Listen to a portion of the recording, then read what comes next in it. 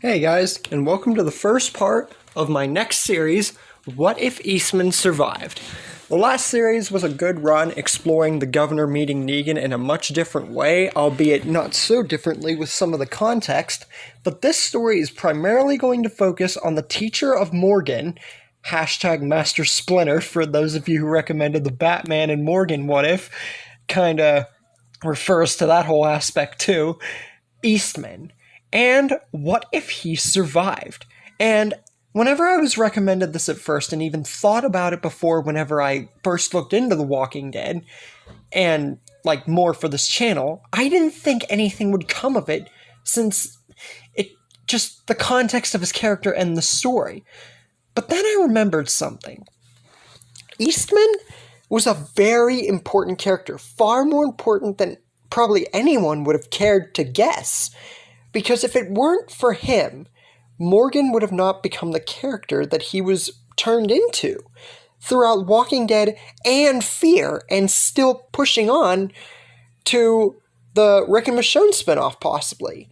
He would have still been crazy and just possibly even dead were it not for Eastman. Unfortunately, he was killed in the episode that he was introduced in, with Morgan and everything, before he could become any kind of a decent character, so to speak, even though his character in of itself mattered into changing who Morgan was and is. But his legacy would live on in Morgan and shape his character in more ways than one. Like I said, if it weren't for him teaching Morgan about Aikido and the way to not kill, Morgan would have just been crazy and got himself killed. But anyways, we're going to look into the series of what would be if Eastman actually survived. How would that change Morgan's character even more? Would it make him not want to kill forever? And if Eastman survives all the way to the end, how will that shape Morgan? Well, this series is going to be just as long, if not maybe shorter, than my What If the Governor Met Negan remake. So, we're going to look into what might have happened if Eastman survived. So, we start with Eastman and Morgan, that whole meeting going the same. Everything up until this point has gone the same, as pretty much always happens whenever you set the scene for a story. Unless it's at the very beginning, then it's not really too different, or too much the same.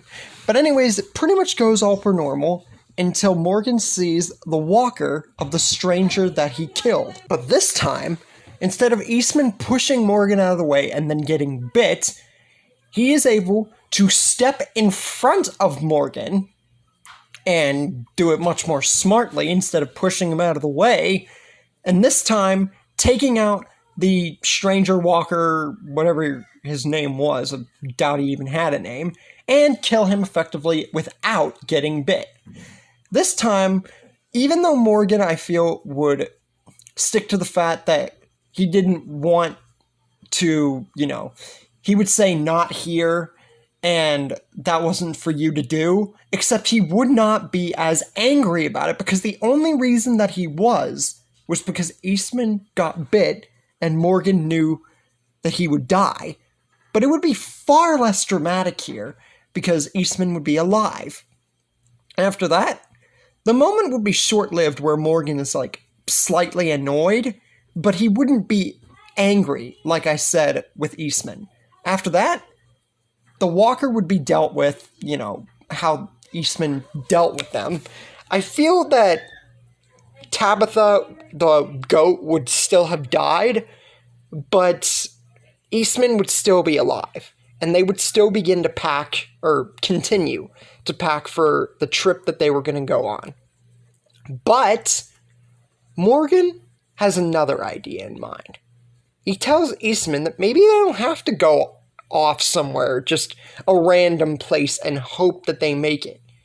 He says that maybe they can find a friend of his named Rick Grimes, and maybe they have a community or a place that they can be safe. He knows it. And then he explains who Rick Grimes is, that he saved him in the beginning, and that Rick saved him, or at least tried to, when he was crazy, when he, like, a little after, or before, he met Eastman, and explains that whole ordeal. Eastman smiles and sees that Rick clearly means a lot to him, and vice versa. So, Eastman, I feel, would not be picky here, because they really didn't have a specific place in mind to go. So, it's not like a place was set in stone for them to, like, go off to. And even if there were, I feel that Morgan, if Eastman survived or didn't, would want to go and look for Rick in general. So that wouldn't change. So Eastman agrees. They will go and try and look for Rick, hopefully finding him alive. But Morgan knows that Rick is going to be alive after everything he's been through. So they go on. And the whole ordeal with Rick and them so far has been exactly the same. The only things that have changed in the story so far is Eastman surviving. That's it. That is the only change. So that means while Morgan and Eastman are going out, the only difference when they see the terminus sign and everything else that happened is that Eastman's there. So, yeah, no differences besides that so far. Then we get to both of them seeing the church and the school and everything where Bob's leg is and all that. They see the church, they go in, and also find the map, which Abraham left for Rick. And this is just a clear-cut sign, not only to Morgan this time, but also Eastman, that what Morgan said about Rick and the possibility of Rick being alive are both, like, you know, for real. Or at least, you know, the map indicating his name is for real. And the fact that he's might be alive is definitely out there. And Eastman recognizes this, and there's no... I feel that he wouldn't doubt, even if they didn't find the map, that Morgan would want to find Rick or that he's alive. But this just confirms that whatever suspicion that he had about Rick, this just being a lost cause, is put away. And says that now they have a clear-cut clue as to keep going and looking for him. Morgan smiles, knowing that he proved Eastman wrong any suspicion that he had, and that they could keep looking for Rick. But like I said, I don't think that Eastman would have, like, little to any suspicion about this, because he didn't seem like that kind of guy. So they continue onward, with the story progressing as it did in the original. But what about the wolves? What is going to happen with them? Because that's the next big thing, or the first big thing besides Eastman surviving, really. What will happen with Owen and the wolves, especially during their first meeting? Will this become even easier to deal with them, or can having Eastman around make things infinitely worse for the story? Who are you? Someone's trying not to kill you.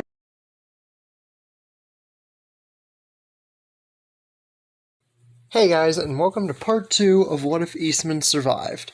In the last episode, we started the series off saying the small thing that would keep Eastman alive, albeit just a walker, not really much of a big deal there, and the introduction as to how Eastman would, at first, change the story in a small direction. First few episodes, really, mainly just episodes in general for the series, are going to be kind of short. This is a short series. Does that mean it's not going to be worth it? Of course not. It's going to still be a good series. But last time we wrapped up with the introduction to the wolves, asking how that would go.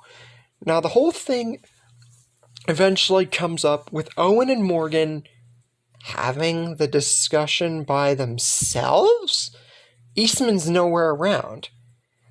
But whenever Owen clicks his gun, his other guy, the second in command, doesn't pop out. But he doesn't have long to stew on this, because right whenever Owen's second in command would jump out and attack Morgan, or, you know, at least attempt to, Eastman comes out of the bushes with the second in command right at his side, Eastman's stick pointed right at him, even though we know he's not going to kill him. Morgan knocks out Owen before he can attempt to attack, because we all know that he would and could try to attack, because that's just who Owen was before he kind of redeemed himself. It did a Merle with him right at the end, kinda. Anyways, the second in command is also knocked out to keep either of them from fighting. So the entrance to the introduction of the wolves here is much more undermined, even though it wasn't, like, truly, like, bad. Didn't kill that many characters, really. But anyways, sidetracked. Eastman, before Morgan can do anything, says that leaving them out would be just for the best considering who they are, but they both agree to put them both in the car and at least keep it so that way they stay alive because of the whole life is precious thing. So, yeah, they're not differing from that anytime soon. And they go on to continue looking for Rick. Daryl and Aaron, at this time, because we're finally getting into Rick's group, even though we're only 2 parts in. I say finally like I'm 50 parts in. But anyways, the whole thing with Rick and company has gone completely normal. Nothing has changed. It's just been Morgan and Eastman, that part of the story, that's changed. Daryl and Aaron still go looking for the guy with the red poncho and are about to make a hasty exit from the car they're at when Morgan, with Eastman, save them. Now, with Morgan's already awesome combat skills with the stick, even now, with Eastman around, it gives me I really think that they would be able to take on all the walkers. And if they somehow couldn't, then it really isn't that big a deal. But considering that Eastman is an extra add with his combat skills, I really think that they would be able to take on all the walkers. Correct me if I'm wrong. I've done that little tidbit before with other characters.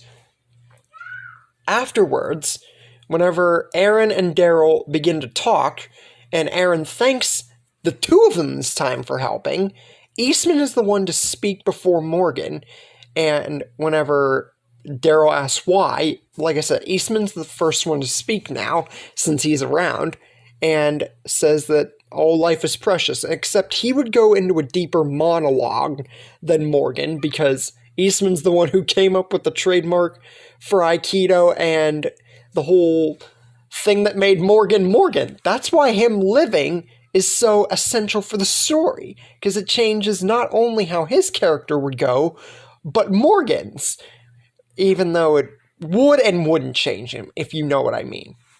Morgan, after hearing Easton's monologue, just nods and smiles in agreement, and then whenever Daryl and Aaron welcome both of them to come to the community, Morgan says that they can't and they're actually headed somewhere, but this time with Eastman around, I feel that Rick's name would come up here, and they're looking for a guy named Rick, and would show him the map still, but just hearing the name Rick, I feel that Daryl would already know, obviously, who Morgan is talking about, and would already have heard of Morgan from Rick himself.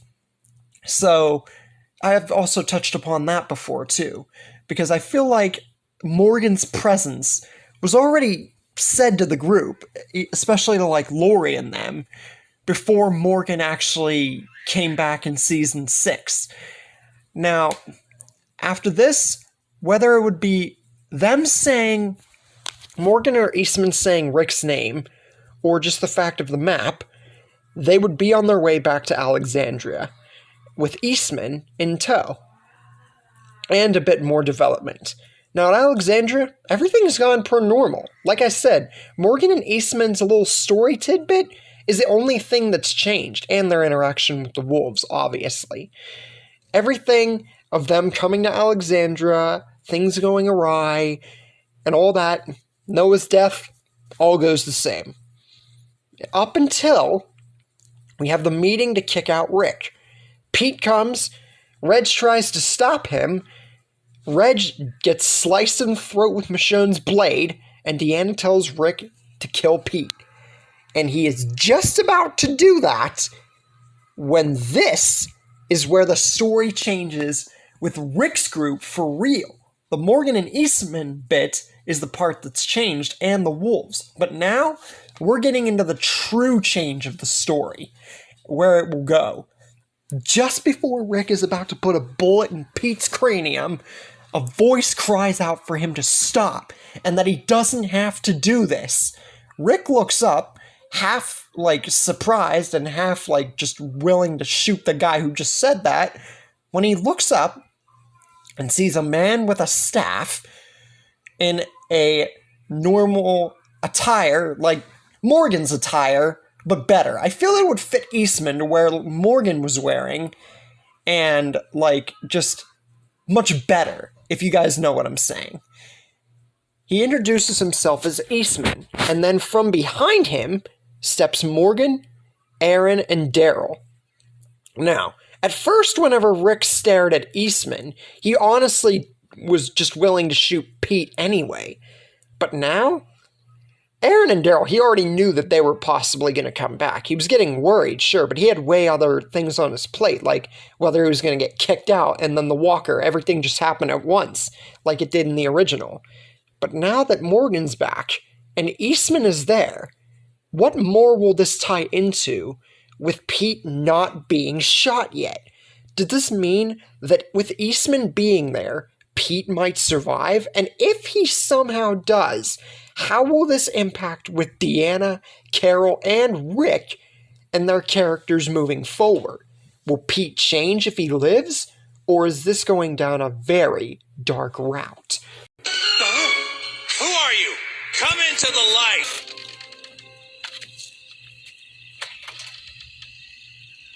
Pissing our pants yet?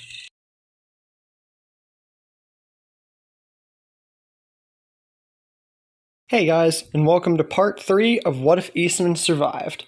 Now, in the last part, we discussed Morgan and Eastman and their encounters with the wolves being pretty much the same, except with the difference of Eastman providing a bigger upper hand into the wolves encountering Morgan for the first time at the campsite where Morgan was, and the entrance into Alexandria, and Rick being more mentioned whenever they saved Daryl and Aaron. Now, we get to Pete not yet being killed thanks to the intervention of Eastman. Now Rick wants to know who this guy is and what's going on with Morgan and why they stopped him.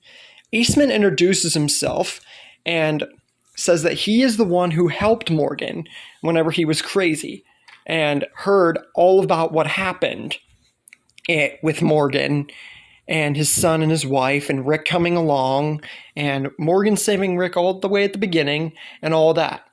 He also goes on to mention that he doesn't have to kill Pete. All life is precious, and pretty much delivers that monologue and everything. This would be a good few-minute speech with Eastman and Rick. Pete then gets up, because Abraham dropped his guard, because remember, he had him on the ground. Pete then gets up with a smug look, saying that they all made a big mistake not killing him, and that's going to come to bite them all right now. But Abraham then regains his composure and then apprehends Pete, and with orders from Rick and Eastman, because apparently Eastman would be able to, give some authority at the moment, considering what's happened, and Rick being kind of with it because he helped Morgan, or so he says. They take him to the prison cell until they can rightfully figure out what to do with him. But before we get into how that's going to be solved, Deanna then questions Eastman on who he really is, because she's still reeling over the death of Reg and everything, because we know how broken she was. And why Pete is all of a sudden spared after she told Rick to kill him for the death of Reg. Eastman then says he knows nothing about what went on here because he's just been on his own since before Morgan, showed up at his door. But he does know one thing. All life is precious. He could have killed Morgan whenever he came along, but he didn't. And then he explains the whole travail of his own past and his first ever kill with the man who killed his family. And pretty much the whole monologue he gave Morgan.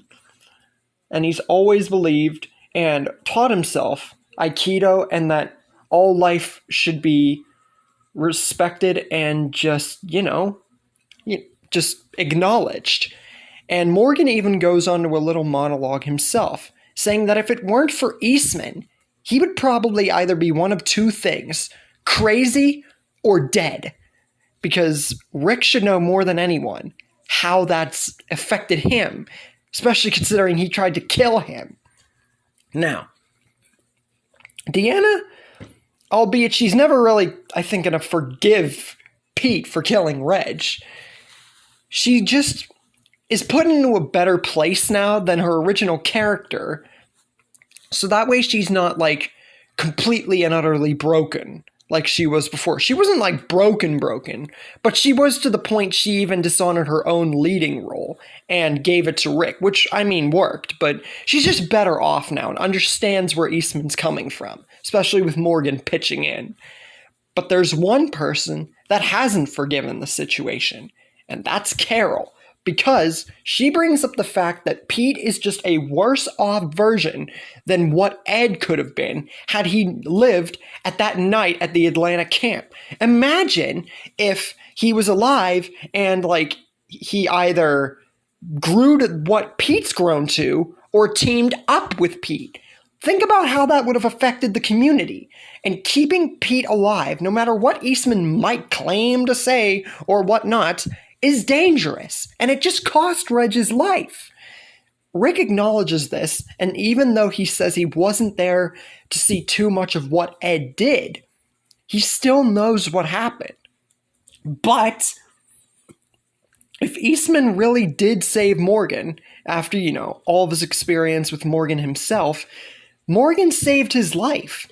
And then Rick came back and saved him after he even tried to kill him and everything. He agrees with what Eastman's saying a lot more than when Morgan and him talked. He wasn't in the right state of mind because Rick was just all murderous then. But Eastman being around, Rick is still killish. I'm not going to put that past him. But Eastman's giving him a better understanding. Carol, though, she understands where Rick's coming from and understands that Morgan saved his life at the beginning. And understands what might have happened had that not happened. But she's still not okay with it. And just says that it's a bad idea and walks away. And, this would be like even though Reg still died, it would be like a bittersweet kind of, weird reunion and meeting with Eastman and Morgan and everything else. Rick and Eastman also have a big chat themselves. Rick gets to know a little bit more about Eastman. Eastman gets to know a little bit about Rick, his wife, his son, his baby, and everything that's happened. And Eastman says he had a family too, who he mentioned there at the fire, and says that he thinks that he can do to Pete what he did to Morgan. And Rick knows more than anybody how crazy Morgan was, especially after trying to kill him. So he thinks that he can fix Pete like he fixed him. Now, Rick, there's plenty of him that just wants to disagree with this, but considering that Eastman's around now and there's physical proof that Morgan was helped instead of Morgan just saying it in the original, Rick is far more open to the option. And soon enough, after everything's said and done, Pete is given an unexpected visitor after being literally just thrown into the prison cell. Eastman himself. Now, Eastman goes into a monologue saying that if he hadn't got there in time, Pete would have just been dead. But he should be lucky. He should be thankful that Eastman was there and that he wasn't killed. Because, honestly, considering what he's heard, he's no angel. But he believes that he can fix him. He's fixed many people. And that guy, Morgan, who Pete may or may not have seen before being taken away, that is living proof that things can change. Pete can be fixed. And he thinks that This place definitely needs someone like Pete around, like in the medical expertise, because Eastman would have heard about what Pete did besides, hitting his wife and killing Reg and everything else out of his medical experience. But Pete just shrugs this off with another smug, smiley look and says that he doesn't care about Morgan or Eastman.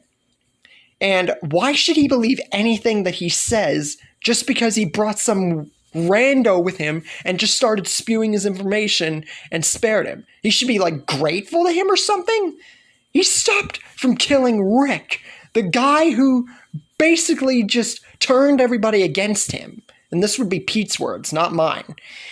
Eastman then goes on to say that he knows nothing of what went on here, but he's trying to help out and keep Pete alive. He should be thankful for that. He shouldn't want to keep being all evil and, hurtful to everybody else in the community. They don't need that. But Pete, he ain't buying a word of what Eastman's selling and tells Eastman that all he cares about is getting out of this cell, and his original prize was killing Rick and getting back his place into what he was doing before all this happened, and now he has another prize, killing the guy who he thinks owes him something, and goes to attack. But that doesn't last very good, because Eastman, within just 2 short seconds, knocks Pete to the ground, because this ain't his first rodeo, especially not even just with Morgan, but the wolves and, just in general, his combat expertise, and tells Pete that he isn't the first guy that he's had to deal with being all crazy and everything. Once again says Morgan ain't the only one either, and that he gave him a specific choice. He will take as long as he needs to prove to Pete that 1, he deserves to be alive, and 2, he should be given some kind of gratitude for keeping him alive in the first place, because there are far more worse things that could have been done to him. And with that, we get into season 6. Now, with Pete being alive and not joining the wolves this time around, how will that go? Will he actually turn to the side of what Eastman's trying to bring him like Morgan did?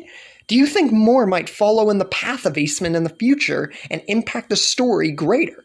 And with Rick having a kind of softer personality, not really, and Carol being completely against Pete, how will the impact of the wolves and further on to the story commence? I can't believe they let an amateur like you step into the ring. Every time you so much as open that cruddy pie hole of yours, all you do is prove to the world that you are the biggest dumbass alive.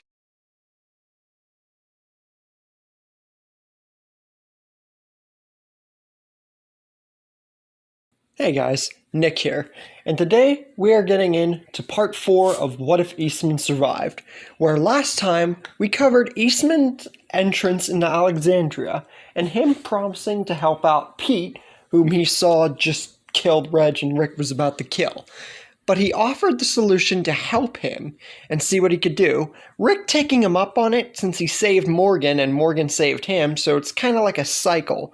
Carol being the only real one not to believe it, and Eastman paying Pete a visit. Now we get into the season 6 time skip, where we see if it will actually pay off. Well, everything that went on in the beginning of season 6 pretty much plays out as you would expect, but with a very big change. Pete is actually being taught Aikido. Now, I know this probably wouldn't come as a surprise to many, considering the fact how crazy Morgan was.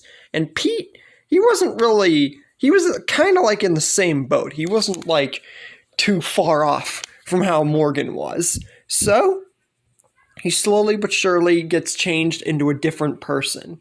And this shocks pretty much a lot of people, mainly the likes of Michonne, Jesse, Daryl, Deanna, and Rick. Rick, not so much, but everybody else, you can bet that they're all surprised at this and what this progress of Eastman's entailed.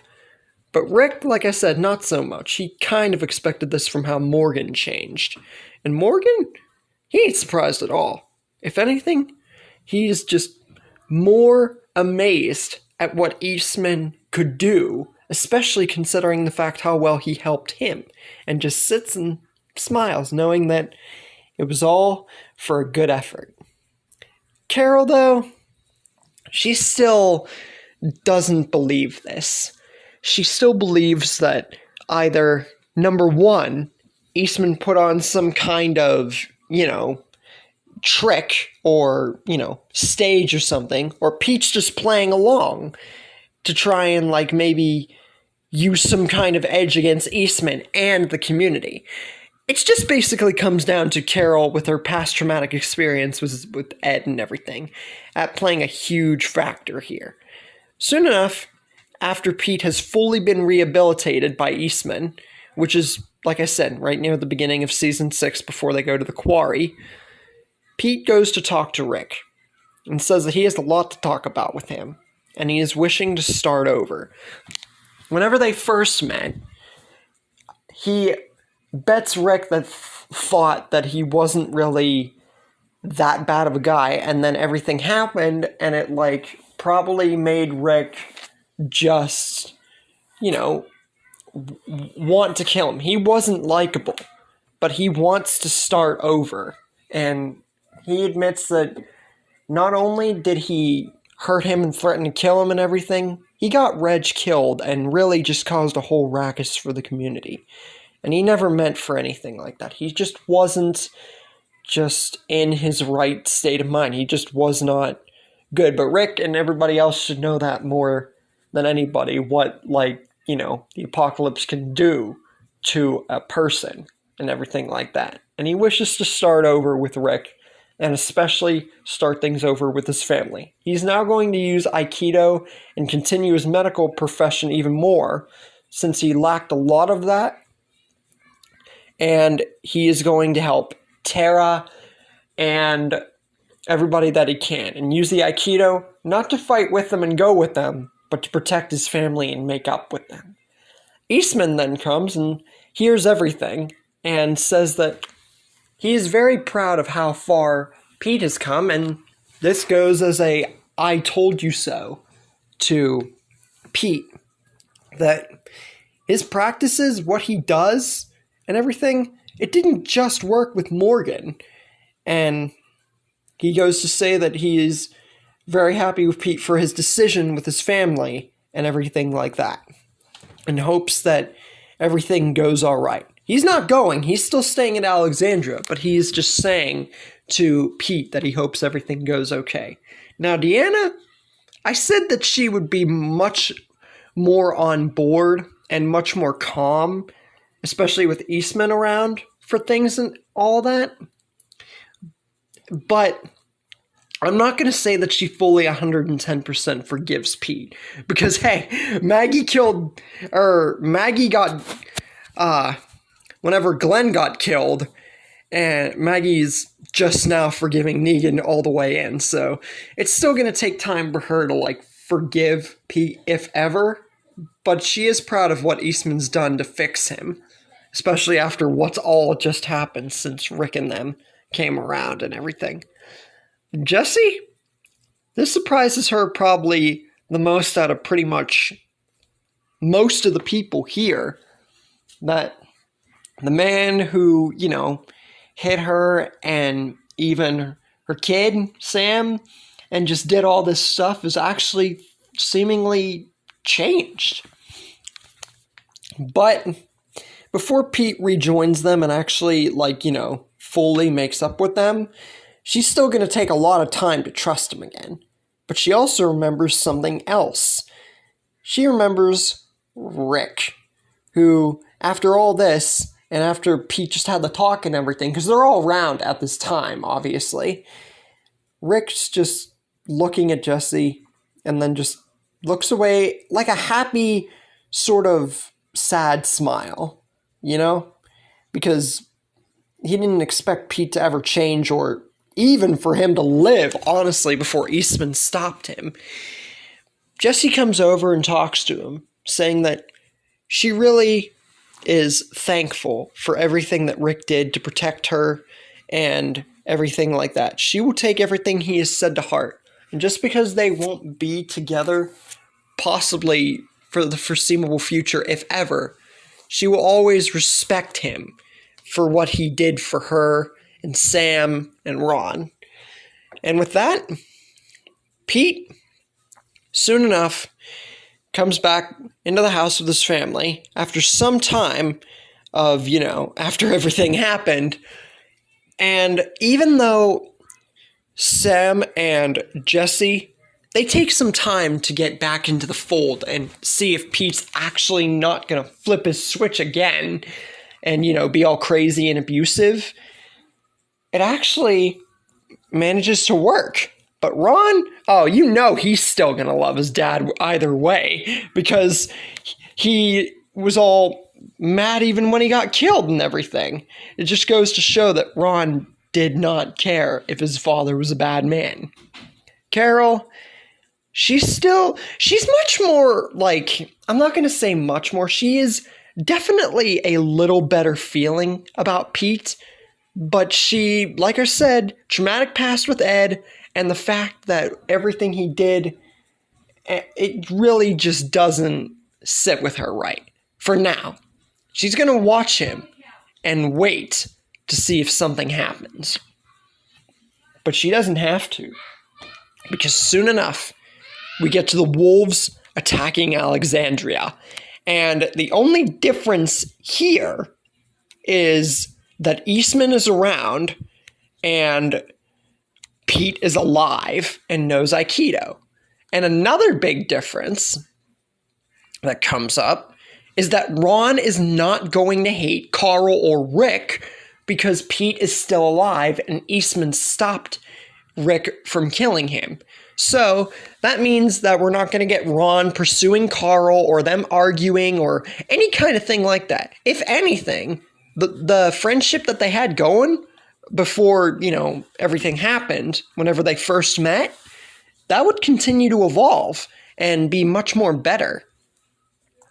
Then Morgan meets the wolves in the middle of the street and the second in command that he did on the road. But he's not alone with these wolves like he was in the original for long, because soon enough, Eastman comes with Owen and his grasp of his stick, replicating the scene of him doing the very same tactic maneuver against his second in command. But this time, he caught Owen trying to go into their house, Morgan's house, more specifically. I feel like Eastman, I don't know whether he would have his own house or whether he would, be with Morgan. I can't really say for sure.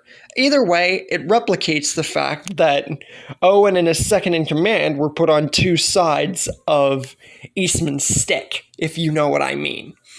Now, this time it's not just Morgan, but Eastman who tell every one of the wolves. Now, Owen being out in the forefront because of Eastman's involvement, to get out of here and never come back, and warn that even though pretty much everyone has come on to terms with Eastman's help, they still have guns, and there's no way that they're going to get out of this without possibly getting shot. And if they do, they could die. Owen just looks at his wolves, who are slowly starting to not run away this time, but actually start to listen. And, even though the second in command, that guy, he said that they didn't choose and then they just ran off and Rick killed them anyway. This time that ain't happening. They're just sitting there processing what Eastman and Morgan have just said. But Owen says that they can't be serious about listening to these two. If being compassionate and sparing people was definitely something that they were, comfortable with, they would dishonor all the wolves had become and be just like the people that they had killed. Will the wolves actually listen to Eastman and Morgan? Or has Owen's words swayed them back?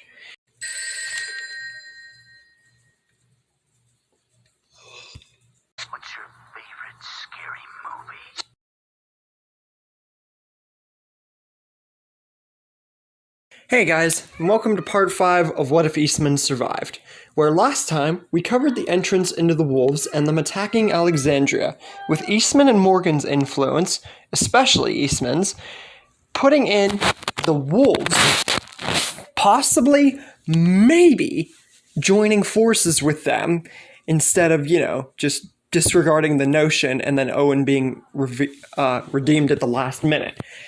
But before anything can be said or done, when Eastman brings in Owen into the mix, trying to sneak into Morgan and Eastman's house, that's when things change, because Owen tries to stop his wolves and tell them that if any of them were to possibly become good in any notion, that would make them just like all the people they'd killed, making the wolves completely useless, and tells them that if they dishonor the wolves, they're dishonoring everything that they've become, and they're just as worthless as the people who live here.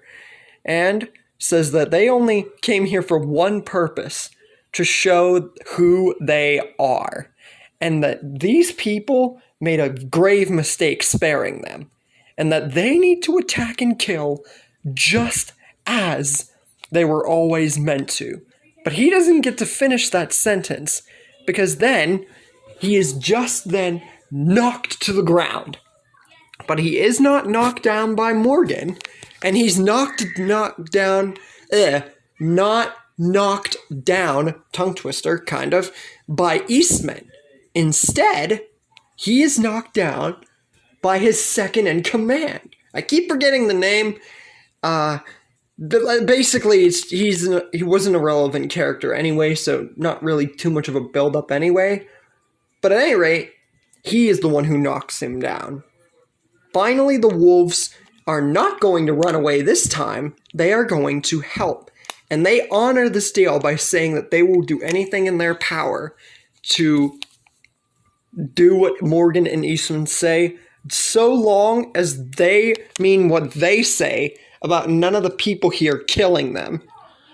Eastman says that no word of theirs was false. And if they really want to help, go out a long ways to the road and find a man named Rick Grimes and help him in their travails. Now, everything else that has been going on in the story plays out as you would expect. The whole Glenn, Michonne, Heath, Nicholas, that whole thing has no reason to change here. Most of the story has remained equally the same, albeit small parts here and there so far, including Nicholas saving Glenn's life and hiding under the dumpster. Here's the next big change. Whenever Rick tries to lead the horde away and go on his own to the RV, just before he's about to go in the RV, he's stopped. This time, the wolves are there. It's the wolves, they ran out of their own accord instead of running out because of the people there. But basically, it's kind of different yet not different, if you know what I mean. They're actually here to help, and they found Rick. Rick still obviously points his gun because he doesn't know. I mean, they knew about the W people, but they didn't know truly about the wolves until they attacked. They just saw them from Noah's hometown, and then the W's when they came to Alexandria. So Rick still thinks of them as enemies, even though Eastman has truly shown, especially with Pete and Morgan, that people can change. And the wolves, Rick doesn't believe that, and just goes straight back into kill mode. But the lead second-in-command wolf says that they are here on account of Morgan and Eastman instructed to come and help a man named Rick Grimes lead a horde away. And they explain everything. Rick says that while he would like to believe this, considering everything that Eastman has done for him, especially, like I said, with Morgan and Pete, the wolves he still viewed as a threat. So, in order for them to actually prove their worth, if they try anything, he is going to kill them. And if they hurt or killed Morgan and Eastman, Oh, there ain't no coming back from that. Basically, it's just down to if he can fully trust them or not. Because he believes Eastman. I believe that Rick would. Now, meanwhile, Owen is, since he was knocked out by his second in command, he was then reprimanded by Morgan and Eastman before Carol or anyone could really, take full notice. And if they did, then I believe that with Eastman there would be no stopping it. And yeah, Morgan and Eastman would both be able to take care of themselves without letting Owen go.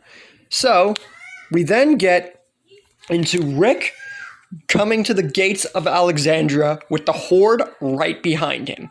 But there is a gigantic, humongous difference that is about to take effect here. You know how I said the wolves were helping him and everything? Well, their part is actually not going to constitute in being with the group. It's going to constitute into leading the Horde away. Now, you would think that them leading the Horde away, that they would, come back or something. But here's the thing. The wolves never showed any kind of sign of being able to properly lead, gigantic hordes of zombies away. And even though that this was the wolves' plan, it seems to work, but all good things come to an end. Soon enough, after running for a long time and pretty much losing their way back to Alexandria, and even though the Horde was far enough away, the wolves are too tired out. Without a leader or purpose truly to guide them, they are soon devoured by the Horde, one by one, up until the last wolf. But nobody knows that this Horde, it didn't just go nowhere. It didn't die off a cliff. It went into the borders of a very certain someone whose identity is not yet known, but whose face is etched into all of our minds, and whose leadership has not yet been brought to the surface. Her pack has definitely shown that it has been existing for quite a while in The Walking Dead. But with this, her soon-to-be dream of building her horde to overthrow all and rule the world with the dead is even more closer to a reality, and whose eventual humongous horde, with this number, with this big horde, will mean dramatic changes in the future. But that's for the future. Anyways, Rick, after seeing this and knowing the wolves were definitely changed, definitely is surprised. I mean, this time genuinely surprised. Because remember, I'm going to say this for a third time, he knew that group as a threat. So to think of them as good guys, Pete was one thing. And Morgan, not so much. But the wolves, those were different. Soon enough, once everything becomes settled, pretty much, since there's no horde or anything like that, it's undermined, Carol lets known the fact that the lead wolf was taken down to the jail cell by Morgan and Eastman. She tried to stop them, but she couldn't. And she still believes this whole Eastman, fixing thing is just a hoax. Just something that does not make people good. If it truly made people good, if people could change just like that, she brings to the table, why didn't Shane change? Or the governor? Or Ed? Or anybody? The cannibals? Why didn't none of them change? It's obvious that this is just, it's not real. It can't be real. She's just not accepting it and bringing a lot of good facts to the table while not really making a truly convincing case altogether, considering what's happened. But Michonne stops her and says that plenty of people can change, and they have changed. Daryl used to be an enemy. she used to be an enemy. And Carol, whenever she burned Karen and David, she got brought back. She did a bad thing. She was brought back. And they've all done bad things. But they can come back. Like Rick said, even at the prison. It's just very, very hard to, whenever circumstances like killing and protecting the ones that they love. It doesn't mean that what Eastman is doing is wrong, because it's clearly worked. And with that, no more can be said, because Carol is both just dumbfounded that they won't listen to her and really doesn't have another thing to say. Meanwhile, Morgan and Eastman are down in the little bunker jail cell area, trying to redeem the likes of Owen, who is much more easily swayed to it kind of little bit, but with Eastman around, he's kind of not. We know Owen. And then Rick comes down, and everything seems like, oh, is he gonna kill him? Morgan at least thinks that. But Rick says that he's not going to kill him, and he's not going to do anything to stop Eastman either. He has trusted Eastman because of bringing the one who saved his life in a much better state than he saw him whenever he met him again in Atlanta, and Pete, who he thought could be a guy that could never be redeemed. So he's not going to do anything. Hasn't brought up the wolves saving him yet. Owen then speaks up with his, wolf demeanor and everything, and says to Rick, leader to leader, if he really thinks that letting him live after all of this is a good idea, just because he doesn't have his pack does not mean he's gonna kneel over. Rick says that his men did. It saved his life, which means that what Eastman's doing has finally clicked into him 110%. People can change. He was right at the prison. And he's going to stick to that, whether Owen likes it or not. And if he truly doesn't change, well, he knows what's going to happen. And with that, we're left off with the wolf arc pretty much being wrapped up. But the wolves still crashed in. The clock tower is still yet to fall, which means that if it does, will a horde even come? Or will it mean that things will be even more difficult for the future? And what about Alpha and her even more humongously huge horde that we are going to be seeing in the future? That's all for now. Because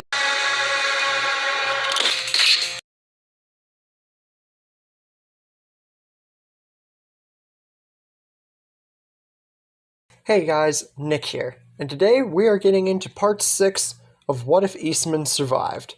Now, in the last episode, we covered the wolf arc pretty much being wrapped up in a very different way than I've ever had the wolves really wrap up before, with every wolf except Owen sacrificing themselves to lead the horde far, far away, and joining Alpha, who is obviously not yet known to the group, and her humongous eventual horde, which is going to prove a very, very complicated task to deal with in the future, and Owen being reprimanded by Morgan and Eastman, and Rick saying that he honestly doesn't care, because the wolves saved his life, proving once and for all any doubt of his that Eastman's way works. Now, afterwards, we have survivors. Eastman, Deanna, Jesse, Ron, Sam, Pete, and Owen all survive the wolf arc. And with that wrapping up, we also have other changes, finally shifting the story, not much more, but getting more and more changes from the norm, which we're still going to have plenty of the norm. Carl still has both of his eyes, which I've done in way more stories than I care to count. One thing that won't change, except will, is the whole savior thing. Now, as much as I'd like to believe that the Saviors wouldn't die here, they kind of have to. Because, for one thing, who Daryl, Sasha, and Abraham are, and the context of what happens in this scenario, and with the story, the what if being so late here, Little Timmy and the Brigade kind of have to die. Because if they didn't, Daryl, Sasha, and Abraham would die. And without them, we know where the story would go. Especially Daryl, who has a spin-off, and I've covered that more times than I care to count also. Glenn and Enid also come back to a much more better-looking Alexandria. Almost like nothing had changed. Which honestly I think would put Enid in a better mood. And Glenn would probably still have to sway her a little bit, at least when they reach there, but I don't feel that it would be as much as he had to. Tara and Denise probably wouldn't be as down as she was in the original, because there wouldn't be like little to any casualties, maybe besides small ones, if any at all. But then we get to a little bit of a problem, which I covered at the end of last episode. The Horde. And even though the wolves were able to get the Horde away, and even though we're going to have that problem, like I said, with the Horde in the future, alphas being like freaking 10 times more humongous, the situation is dealt with for now.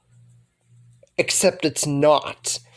Because even though the wolves sacrificed themselves to get rid of the Horde, and Owen's dealt with, and everything like that's done, everything should be good, right? There shouldn't be any more twists or turns, right? Well, I'd say that, but there's a problem. The clock tower hasn't fallen yet, and the car was still crashed into the clock tower's position. So, unfortunately, it still does fall. But the good news is, since the Horde is miles away from here by now, and reprimanded by Alpha, we now only have a few select walkers from the area who invade Alexandria at this time, because there's like little to no walkers by that area. It's very, very small. So they're not even dealt with on the streets. They're dealt with right then and there along the surrounding area. Enough time to get the entire wall there patched up and everything. So, yes, it is a little bit of a problem, but they don't have to hide in the houses. There's no casualties, and everything's pretty much dandy. Soon enough, Daryl, Abraham, and Sasha return to Alexandria, and Daryl tells everybody about the whole deal with the Saviors on the road. He gets to hear about what happened here, and he didn't have to save them this time with the rocket launcher. So, hey, they have a few extra rockets on them for that, and I think that's honestly pretty freaking cool, especially seeing Daryl with an RPG. I mean, how friggin' awesome was that when he exploded the Saviors? Anyway, sidetracked. Daryl also looks at Eastman when he says that he has even come down to respecting Eastman's code with the whole saving lives thing and seeing what it's done. He's not totally on board with it. He still has skepticism about how that really works, but he does agree on the fact, like, who he used to be and everything else too, and how he changed, and said that he really didn't have a choice when it came to those people on the road. And like Michonne said, sometimes you just have to kill if it's what's best to keep your people alive. Eastman agrees on this and says that even though he would have tried to do it a whole lot differently, as much as he thinks that they tried to do, if they had to kill them, then it's what had to be done. And if it's kept them alive for this long, then he can't really completely say no to them. He can only try to sway their role as much as humanly possible. Because it's worked for Pete and for Morgan and for the Wolves. Well, not the Wolves so much. He's trying to make it work for Owen. You guys get my point. and what point they're trying to make. Rick also would agree with this, for what it's worth, not only for Morgan and Pete's sake, but for the fact that a group that he thought was a threat saved his life and everything like that. And for the whole killing thing, it has kept them alive. But Michonne was right also. They should only have to kill when they need to. And he's lost sight of that for a long time, ever since the Claimers and everything. Now, we then get to the 2-month time skip with Rick and Daryl going out and encountering Jesus. But that encounter is going to go a whole lot differently and only have an impact at the gas station because Morgan is there. Meaning that even though we're not going to see a Morgan and Jesus fight, because I don't think that would be how it went, if anything, Morgan would just be an extra backup person to be able to deal with Jesus. And if he did take the truck, then Morgan being there would add initiative for Rick and Daryl, so nothing would happen. And with that said, Jesus doesn't have any kind of lead here. He doesn't get to do anything. He doesn't get to take the truck. He doesn't get to do anything. Which means the truck's never going to sink into the lake. Now, you guys are probably thinking, since I've really never touched on this or anything like that, that this would prove a small deal, right? Well, big deal. Truck gets, saved. What's the really big deal about it? The big deal is that it's a huge deal. Because if you guys are familiar, which I'm pretty sure like 99.9% of you are familiar with this, if you guys are familiar, that truck was pretty much stocked to the brim. The entire back of that truck was pretty much a stockified source of food, supplies, drinks, you name it. And losing all that is number one, why Negan didn't take any food, but also the reason why they suffered. The entire group of The Walking Dead suffered so much in season 10 and 11 before the Commonwealth came in, because they were so low on food and supplies. But with the truck around, that is a huge help, meaning that Alexandria is stockpiled with stuff. Now, we don't know if there was also, like, ammunition or stuff in there, but it's a start, It's much more than what they had in the original and what they had going for them. So I think that works out in the end greatly. So they return to Alexandria, and Rick and Michonne actually get together, because Rick and Jesse were going to get together, or at least that was the whole build-up, but since Pete is still alive and a much better person, that means, for the first time, Pete and Jesse are going to remain together. And their relationship has really actually developed from what we've ever seen it. Because Pete, ever since he got fixed by Eastman, never hit his wife. Never. Not once. And has been a much better caring father to Ron and Sam, and just a much better person. And that would be a very good deal for Jesse, Ron, and Sam. Now, Jesus is still captured, by the way, even though they got the truck and everything. He's still captured. So he still tells everybody about Hilltop, and they rescue Dr. Carson and all them. And the buildup for that plays out as you would expect, with the group going to the Hilltop to meet up with Gregory, and that all playing out the same. But what will happen going into the Ark of the Saviors? Will the Saviors at all die besides the ones on the road? Or is this actually a good way for there to be no conflict with the Saviors? And if there's somehow no conflict, will the Saviors be friends with Rick and them? Or does this mean that the group's still doomed for the lineup anyway?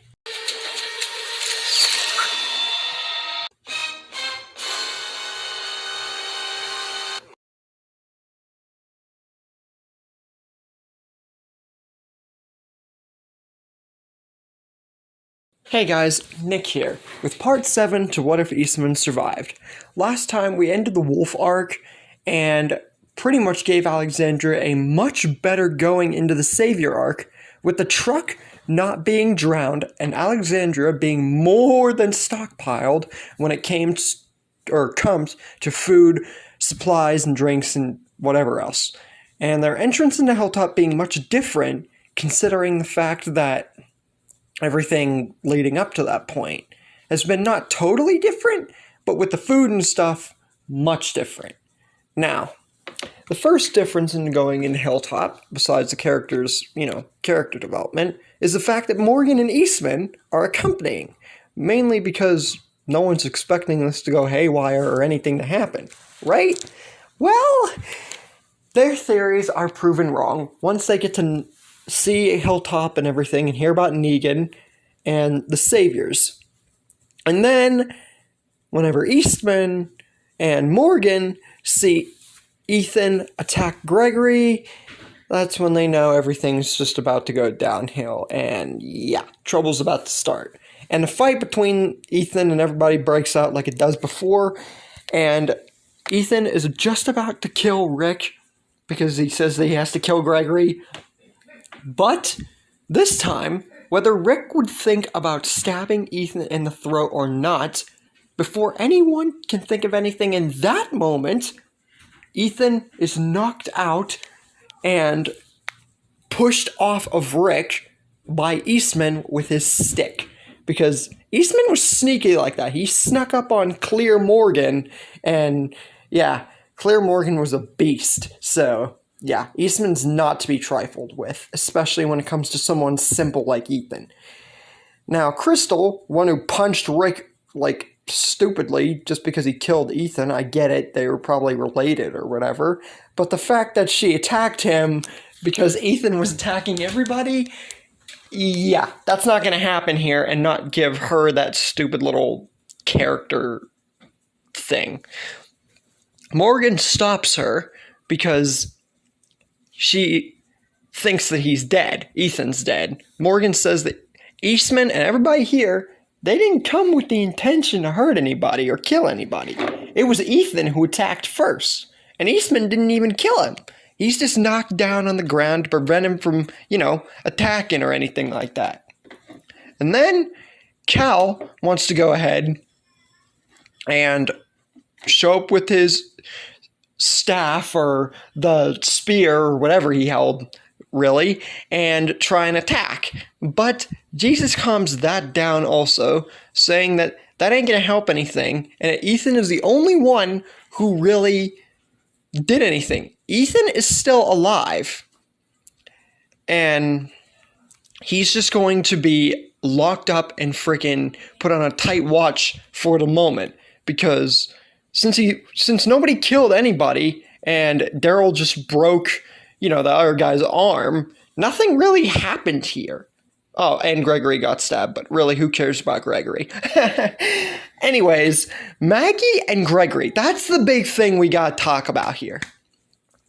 Is that deal gonna happen? With the food taking half of what Hilltop has? Well, no.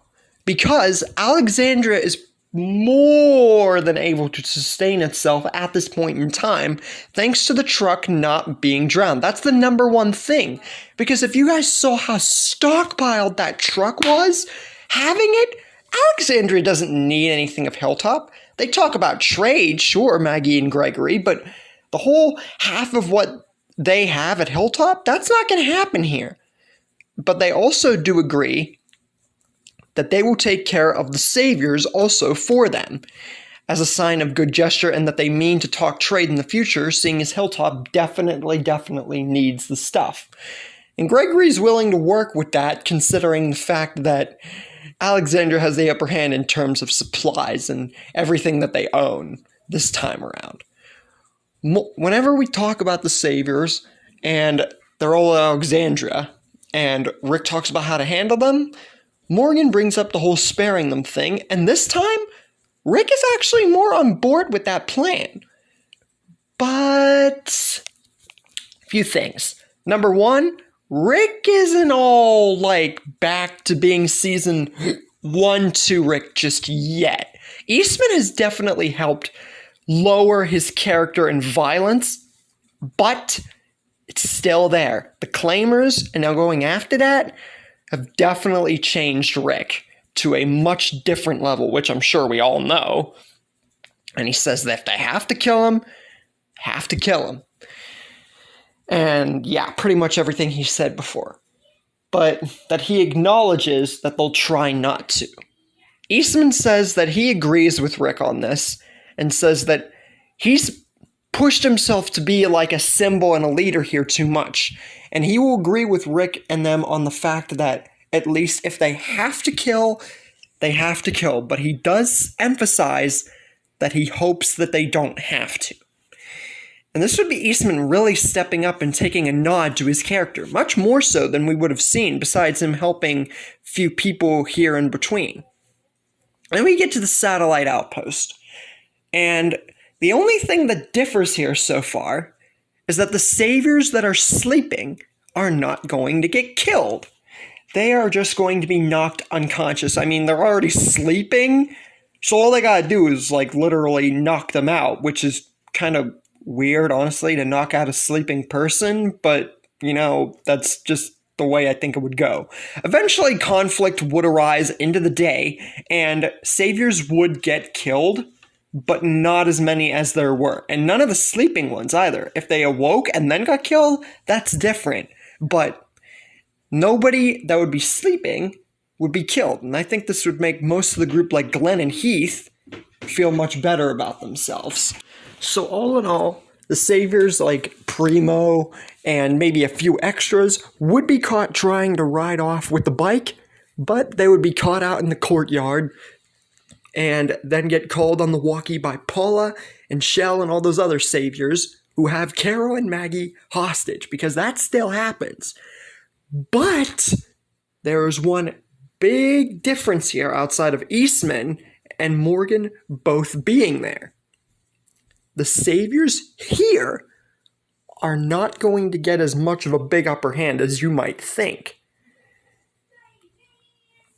Right whenever the saviors come out and they're about to put the initiative on, you know, taking Carol and Maggie hostage, Morgan comes from behind like the sick man he is and knocks Shell to the ground, the one who tried to kill baby Herschel and stab Maggie. This prompts Maggie and Carol to get their guns back and aim straight at Paula and all the other saviors, because thanks to Morgan being around with Maggie and Carol while Eastman was with the others, this allowed the group to get a much better upper hand.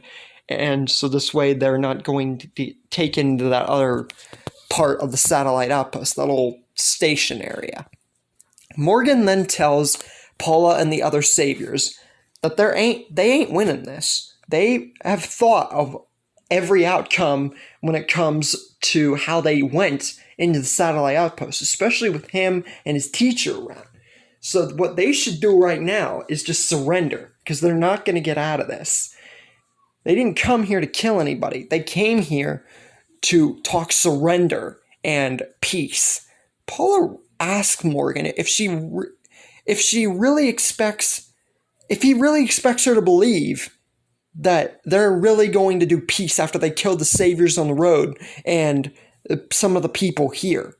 Really expects to believe that?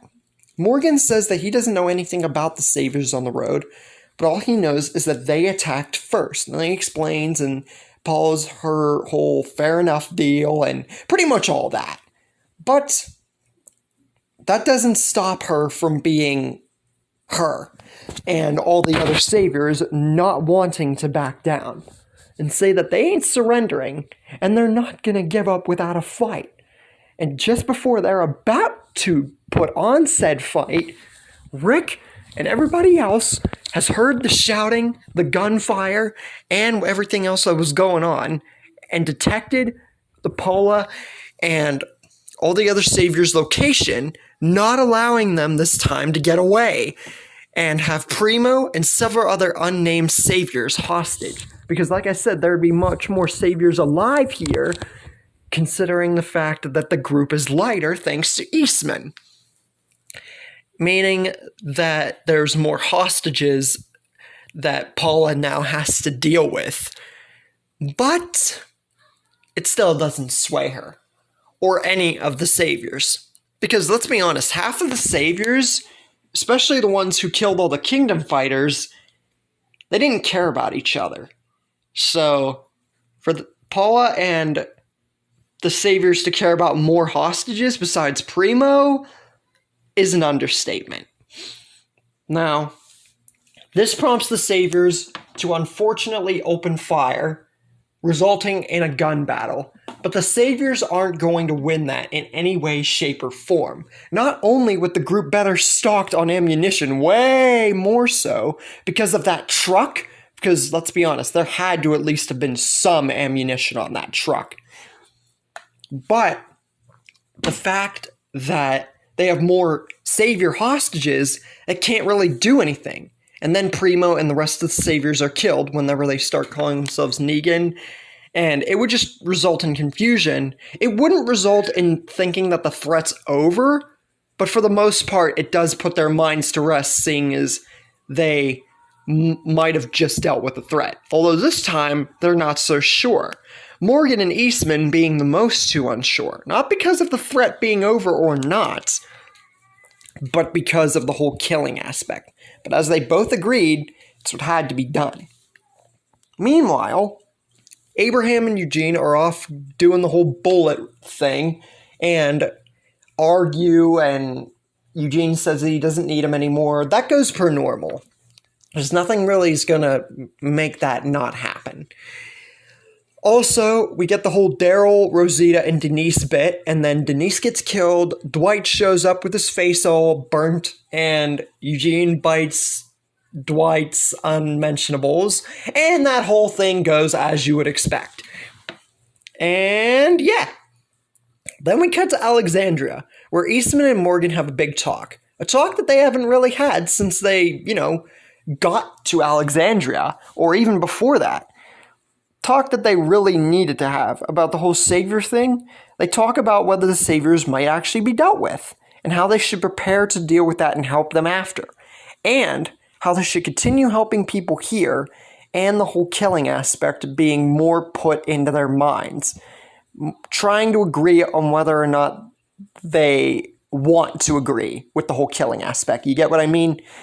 And then, afterwards, Eastman's all by himself, whenever someone unexpected comes to see him for a talk. Carol. Now, Carol has been a real fighter. She already is a fighter, but in the whole aspect of Eastman's helping ritual, she's been a real stickler for not wanting to believe it. But what does she want now? Has she finally agreed with it? Is she going to say to Eastman that she's sorry? Or is this her taking initiative like she did with Morgan, trying to push him away? And will she want to leave the group this time around? Or has Eastman clouded her judgment too much?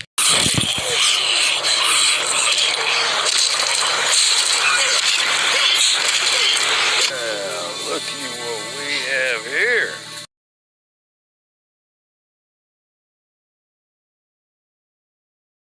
Hey guys, Nick here. Welcome to part 8 of What If Eastman Survived. Last time, we pretty much wrapped up all closure after the Wolf arc, and starting slowly but surely getting into the Savior arc, with the satellite outpost being very touched upon in terms of Eastman and Morgan's influence being there, and Carol paying Eastman a visit unexpectedly after Eastman and Morgan have a long talk about what will happen going forward and how they feel about the decision. Now, we're going to see what Carol wants with Eastman. Carol approaches Eastman after Eastman and Morgan's long talk. Eastman is puzzled by this. He knew Carol to be apprehensive towards him. They never really talked. Barely. And the only time they really did talk was when they saved her. But he is okay by this and asks her what does she need. And Carol begins to cry. And this isn't some fake cry. This completely comes out of nowhere. And Eastman is very puzzled. But Carol explains, ever since Eastman arrived, she's just ignored him, put him off, treated him as if he were some kind of trash. But after helping Pete and seeing how Morgan was helped, everything, the wolves, and the influence, especially at the satellite outpost, Carol finally found remorse towards him and remembered how she felt before. All this time, she really finally noticed how much becoming a killer has influenced her, and she came to apologize and wonder if Eastman would accept her as his next student. Now, Eastman, of course, he accepts this with open arms, and he is very glad and puzzled at the same time about Carol's story with him, even though he detected Carol's attitude with him pretty much a bit after he arrived. But he accepts this and is glad that Carol made this decision. And soon enough, Carol learns Aikido and becomes the next student in line with Eastman, helping Carol's character development, and this time, she's not going to go away. Daryl, on the other hand, is the next one we have to worry about. Because remember, Dwight, Denise, that whole scene still happened. Nothing differed there. There was nothing to change that whole thing. So Daryl's still going to want to go after Dwight. But Eastman stops him. He sees shortly after talking to Carol. Just think about that for a sec. Talks to Morgan, and then talks to Carol, now Daryl. Eastman is really, really, really influential here. Much more so than I guess a lot of people would come to understand. So he goes to see Daryl, who's about to leave, and quickly goes to stop him, feeling and knowing what he's trying to do. But Daryl says that there's nothing he can do. He's going after Dwight, and even though he is admitted to Eastman's help and understanding what he's done, that doesn't mean that he's going to listen to every single little thing he says. He's got no idea what has been happening outside of him being around. He had no idea what happened to Denise, what it meant to Daryl, Tara. He doesn't know what loss feels like. Eastman, holding himself back immensely, remembering his own past, but being the kind person that he is not to get angry completely, just takes a deep breath and tells Daryl that if he goes out there, it won't bring him any happiness. It won't make him feel better. He's going for himself. But Daryl says it wouldn't just be for him. Tara's gone. She doesn't know that Denise is dead. And people that cared about Denise, the way that she said she cared about him, it's something that he can't just avoid. He tried to help Dwight, and he turned traitor on him and went to the wrong side. He made his choice, and Daryl's going to make his by going to stop him. And that Eastman, he might have lost someone, maybe, but he really does not know what loss feels like, bringing back old memories of Merle and Beth into his mind.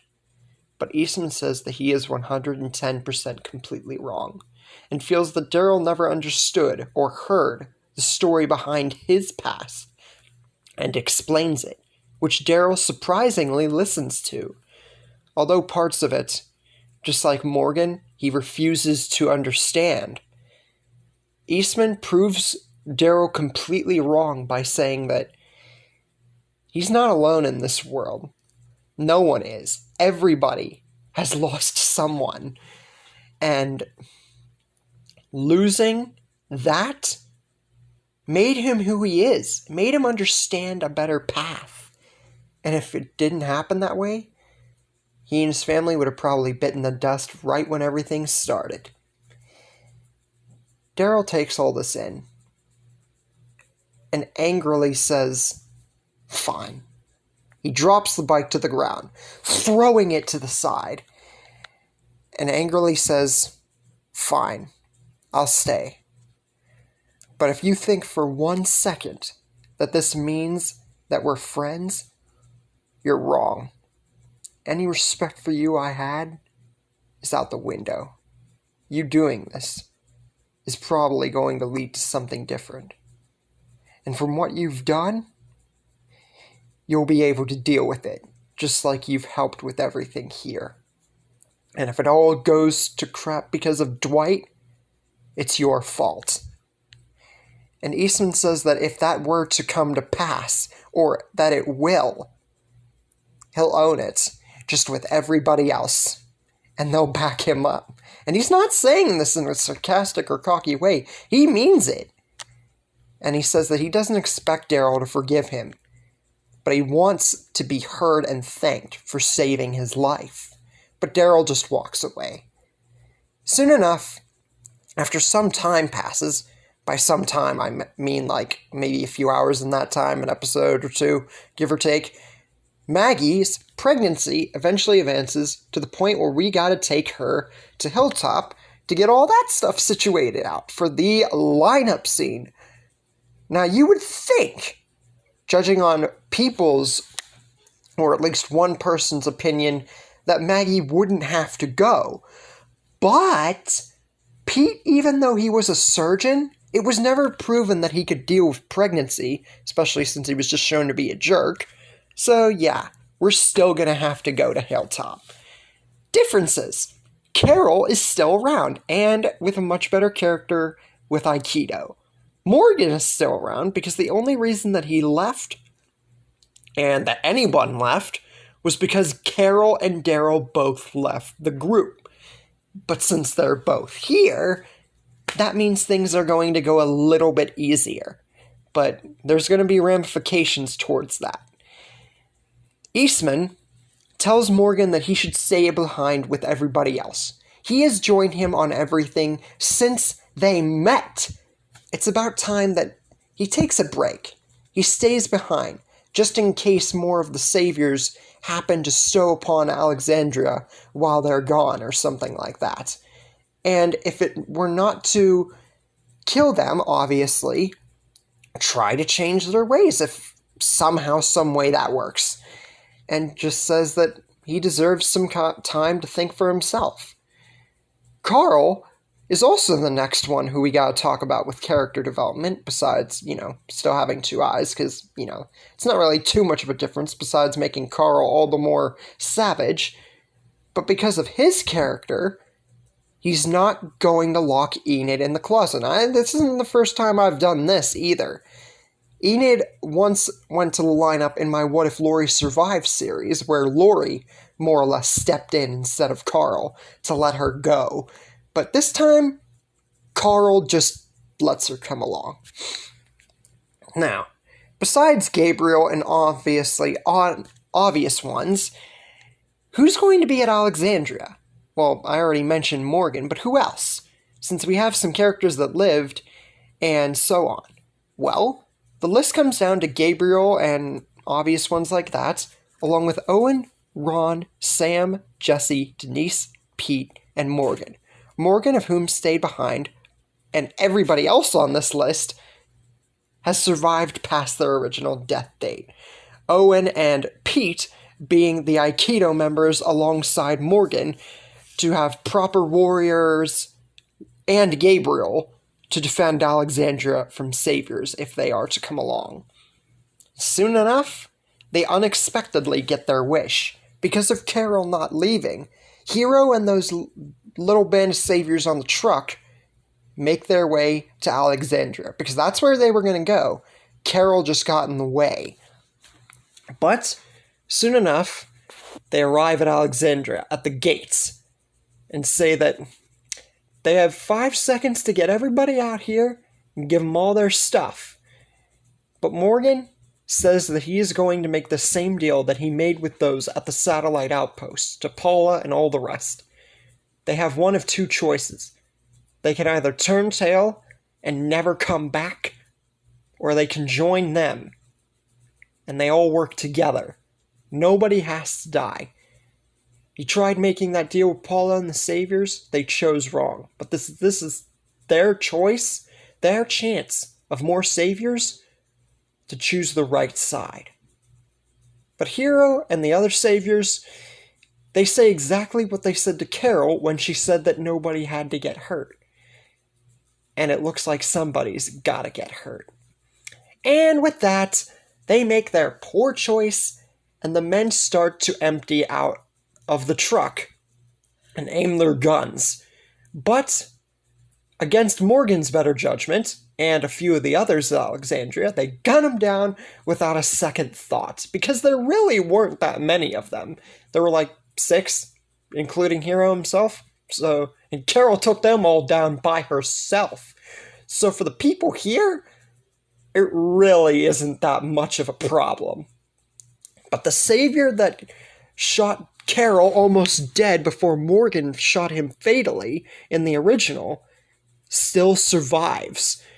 And unlike any of the other saviors, he actually is the only one to survive, because a few survived, like Hero and them in the original. He's the only one to survive this time because of different circumstances. But he, unbeknownst to anyone, survives, pulls out his gun, and shoots. And the unknowingly sad victim is Deanna, who was shot fatally in the heart, falls to the ground. Nobody saw the shot or even knew he survived. It was all a split-second reaction. So unfortunately, Deanna bleeds out and dies. But she was shot in the heart.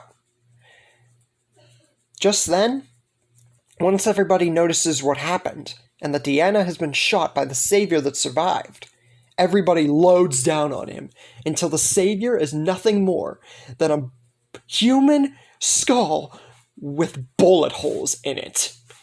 And yep, that ends up their little savior group right there. So no meeting the kingdom yet, or anything like that. And Daryl and nobody else got kidnapped, so we're getting a much different entrance into the savior arc, with Spencer once again being the one to put Deanna down.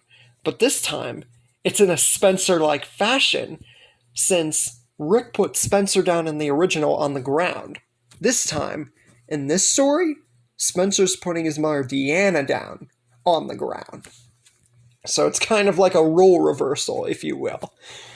Now, Rick and everybody else, accompanied with Eastman and Carol and Enid, and, obvious ones, encounter Simon and more saviors on the road. And we get into the entrance of what that might happen. But what will happen? Will Eastman's influence maybe not make the lineup happen at all?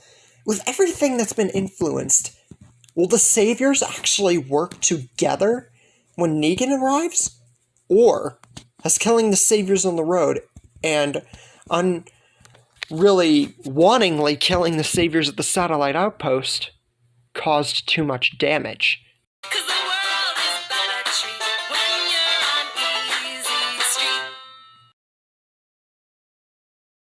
Hey guys, Nick here, and today we're getting into part 9 of What If Eastman Survived. Last time, we got into the group with much better stockpile and the entrance into the satellite outpost, the saviors, and Carol learning Aikido, as well as the entrance into going into the hilltop because of Maggie's pregnancy, and even though Pete's around, never been proven that he could do well with really anything besides being a jerk to his family and being a surgeon. So, yeah.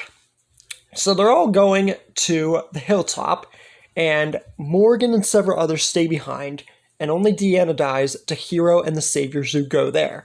Meanwhile, Eastman, accompanied by everybody else who met the saviors on the road, like Simon and such, meet them as they did before, with the inclusion of Eastman and other characters.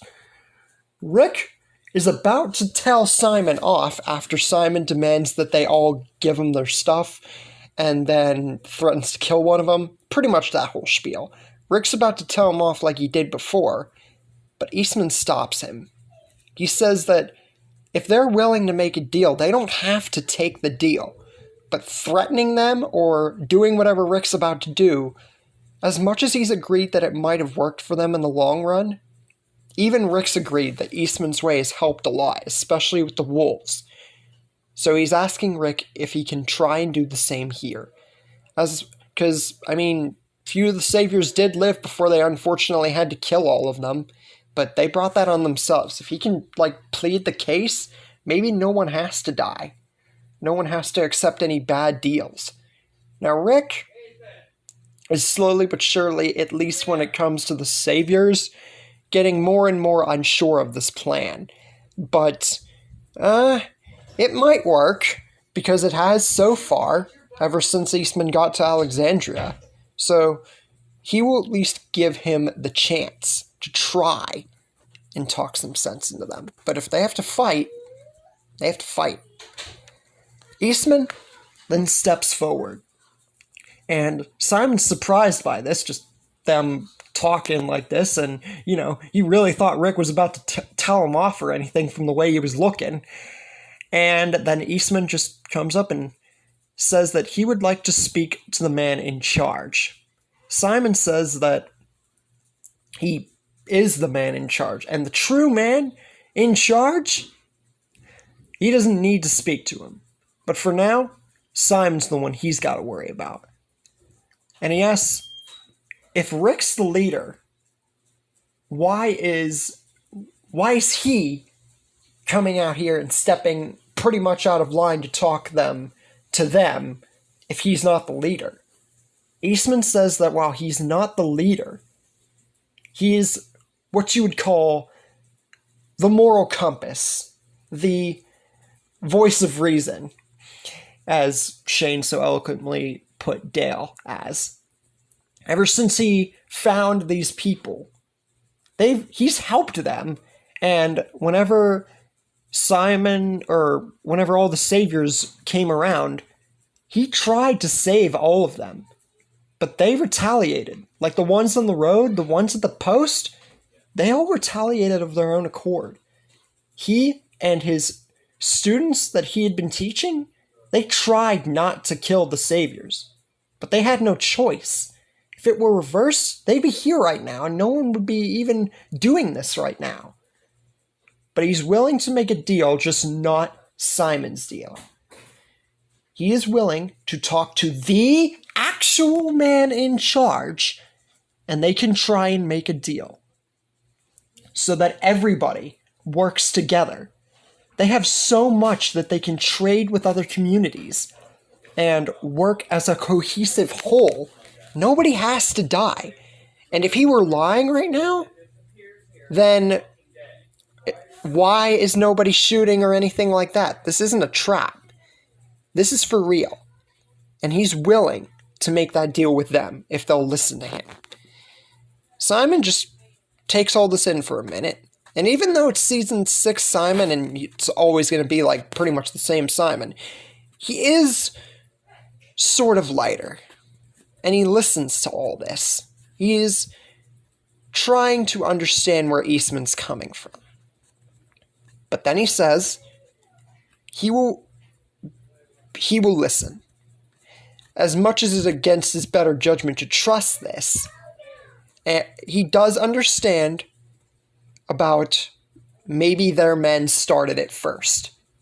But if they're really going to talk and make a different deal than he's literally making them try to do, they have to drop all their weapons before they meet the man. And then he will tell them where he is. But they must hand over every single one of their weapons. Otherwise, the deal's off. And they'll go back to square one. Eastman looks at Rick as if to say, all right, dude, we made a good deal. Let's not botch this up. And even though he didn't expect Rick to fully botch it up, considering that he had been around long enough to make a really good case for Rick, still has to be sure from how he saw him when they first met. But Rick, he decides to listen to this, but a very small part of him in his mind is saying that this is a bad idea. But with that, Rick says that he's willing to listen to this, and he's glad that Eastman and this guy Simon came to terms with a good deal. And with that, the group, kind of still reluctantly, drops all of their weapons right in the middle of the road from where they were standing at both ends. They drop them all in the middle. And then Simon gives the coordinates for all the group to drive and meet the man, Negan, the actual Negan this time. And everything seems to be on the up and up. And the saviors that they see, no one attacks. But soon enough, they get stopped. Right in the middle of a clearing. Every single one of them gets stopped. And guns are aimed at them by millions, it seems, saviors.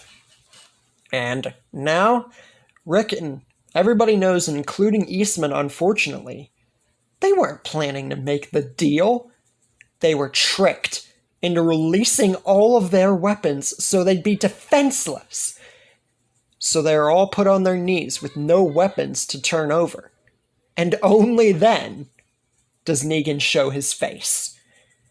Pretty much making that whole line entrance, if anybody's, crapping their pants. And then even goes on to say, well, whatever you tried to do, key word there, you tried. And then, before he's about to ask who the leader is and go on his whole speech, he asks first who the man is that wanted to talk to him and made this really kind of easier on their part. So, he looks at all of them waiting for an answer, someone to perk up. And, within just a split second, Eastman stands up, not on his knees, and says it was him. And he wants to make a deal with Negan. Nobody has to die. The saviors that all died at the outpost and on the road, they caused conflict first, but him, several other students, they didn't want to have to. But Negan stops him and says that, yeah, he doesn't believe him. He's the leader of all of them. If they started something first, it's because he would have made them start something first. But in the terms of starting stuff, they killed their men first. That blood is on their hands. And whatever supposed deal he was talking about making Eastman, sorry, but his way is the only way. And them surrendering their weapons over there on the road, that just made his life and all the saviors' lives a whole lot easier. And said that if he does try something to talk to him again or make a deal or try and stand up whenever he's not told to, he'll be the first that gets punished. And with that, he just ignores Eastman and turns to Rick, who is told is the leader of the group. After that, he goes on his speech, saying that they all work for him now, and that he wants half of their stuff, and he knows that there's a lot of it. And with that, he ends by saying, now, for the people that these guys have slaughtered, someone's going to have to bite the bat with Lucille. Eastman then sits up again, not standing this time because he's more unawares of Negan. But he does sit up and said that they doesn't have to do this. But Negan just gives him a cold, icy stare, saying that he's pretty sure that he warned him about what would happen. And even though he ain't standing, he doesn't like the way Eastman's coming up on him and trying to, talk him out of doing this. There ain't no talking about out of this. But Eastman, he remains strong and says that if Negan really cares about people, then he has to know that everything is about people. Everything in this life that's worth a damn. And if he really wants people to work for him, people to live, people to not fight, then he has to trust Eastman by saying that they didn't want to have to kill the saviors. The bikers, the people at the post, they started the fight. And he means this with every fiber of his being, looking into Negan, not budging an inch. Negan? He's actually starting to listen, but only a little bit. But how much will that little bit go? Will he still remain firm in the fact that he's going to Lucille, one unfortunate victim here? Or will he actually listen to Eastman? Or has Eastman unfortunately said his last words? And that's where we leave things for the moment.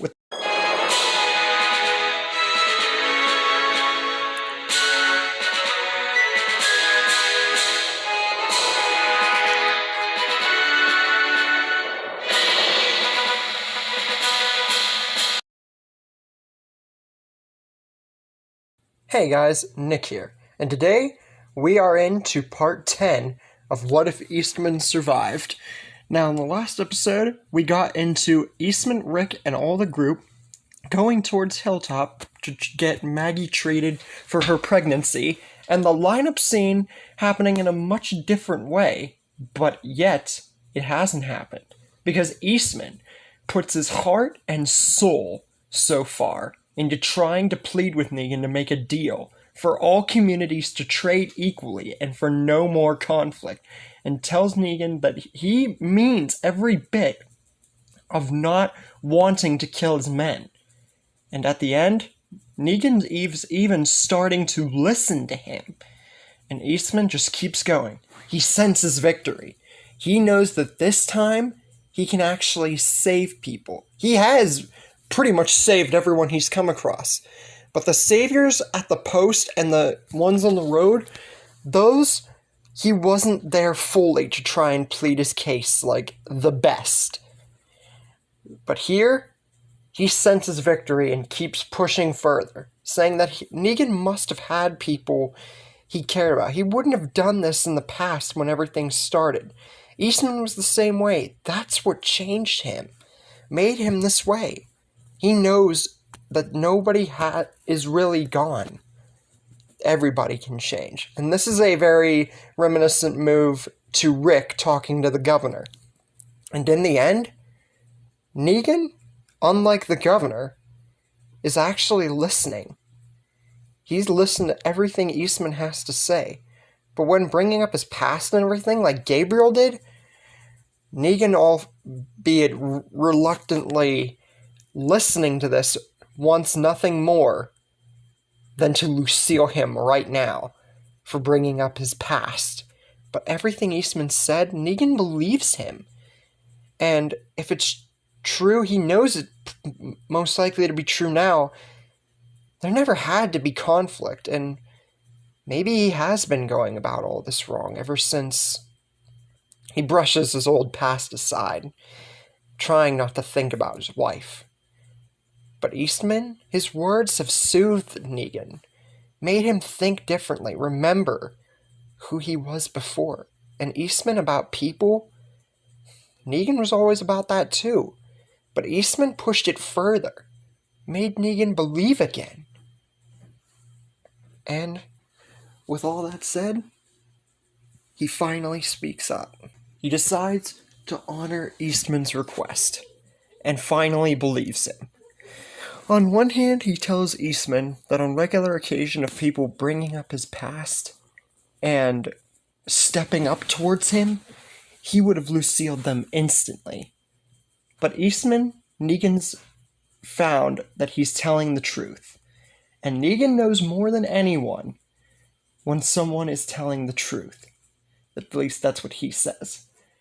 And he decides he will honor the request for all the communities, including the ones he has conquered, to trade equally and work together. On one condition. Alexandria gives the Sanctuary 50% of their belongings. He says that this is more than a generous request, considering that men were lost on his end. And Rick at this point is the next to stand up and say that he really does not believe that the Saviors deserve 50% of their belongings, But Eastman, as well as many other members in the group, look at Rick as if to say, don't mess with this guy. We just got a deal going. And Rick, only 50% of him, really meant what he said there. But having this deal thrown in front of them when one of them was about to die, Negan's being more than generous here. He even was in the original show. So, with that said, Negan and the Saviors approach Alexandria with everybody else, albeit Maggie and Glenn. They go to Hilltop. And Negan and the Saviors take 50% of their belongings, but are a lot nicer about it because of circumstances and Eastman pouring his heart and soul into Negan. Afterwards, and after it's all said and done, the Saviors return to the sanctuary, and Negan relays the message to all of his men that the communities that they put under their control, the sanctuary is going to be open to all communities now, and they will all trade equally. So business will be kind of the same, except not the same. They're not going to take anymore. They're all going to trade, because Eastman was right. It was wrong of them to assert so much authority onto other people. Negan being much more, merciful here, realizing what he's done.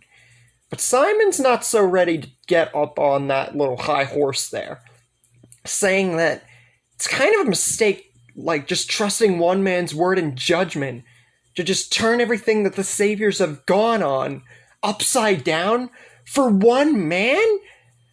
He's got him paranoid, thinking about his past. Negan says that it's not just about him. It's trusting Eastman, knowing that nobody meant to kill anybody. They were in the wrong. They attacked first.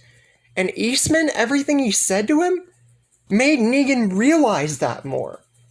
Were it not for him, he would have just gone with his original plan, like we know in the original story. But Eastman, it's like the therapist or father that he never had, in a way. And that he's right. They have to do this. Make the Saviors better. Because they're still going to get stuff, it's just not going to be through authority, like they did before. Simon's this is still season 7-ish Simon, so he's alright with this idea, because he's not going to really fight at this time against Negan, but he's still not okay with it. Who would be if they were Simon or anybody at the sanctuary? Anyways, Maggie, as well as Glenn, and possibly a few others, go to Hilltop, and nobody was killed here. So people like Maggie and characters like that are going to have much better character development and not hate Negan. Nobody's going to really hate anybody, really, except, Denise still died, so mainly Dwight. But anyways, as I said, all communities that are known now trade equally amongst each other, that of which being the Hilltop, the Kingdom, the Sanctuary, and Alexandria. The Kingdom, soon enough, being figured out upon from saviors and communities alike. Well, Jesus also. And then, eventually, the Scavengers are found out about. They still remain to themselves, because at this time they hadn't made a deal with Negan just yet. They were kind of just by themselves. So, whenever they do get found out about, eventually, by whatever group, it wouldn't really matter. They just keep to themselves, really. And if they did join, in trading and being like that with other people, then Jadis would have no reason to get supplies from the CRM. So it really doesn't matter. Tara and Heath still go on their run, and this is after the satellite outpost, so that would go the same. Heath, I feel, he would have probably get traded still by Jadis to the CRM. I'm thinking that it's most likely that it would happen that way, meaning that Tara would be alone and escorted out of Oceanside. Because that would go the same, because she wouldn't know about anything that's happened. Once she returns, even though Denise is not there, she does at least have much better... She's okay with the Saviors and nobody else fighting now, but she's not okay with the fact that Denise is dead. You know? That's still something she's not going to get over. But like I said, Dwight's the real only guy that her or Daryl is really going to hate. And with all this said, she's not going to reveal to Rick or anybody about Oceanside because there's no need to. There's no one to fight. So, if anything, Oceanside's just a back-layered plan for the future in her mind. Dwight and Sherry, albeit kind of still reluctantly, still stay with Negan. Especially after everything that's happened, looking at Negan turn the Saviors around in a much different way takes Dwight and Sherry some time to get used to, because they were always out for each other. They never liked Negan's way, and we still know that from the end of Fear. But they're okay with the fact that Negan's changed his ways. They're no longer slaves, and Negan's whole wives thing and everything would be turned upside down too. He would change a lot.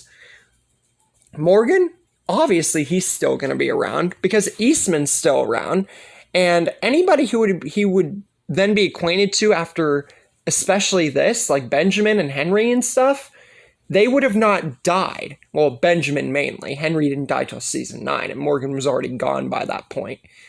Anyways, Eugene, he begins crafting bullets for all communities alike, meaning that all of them are going to have great stockpiles in the future, like I've mentioned in many of other stories.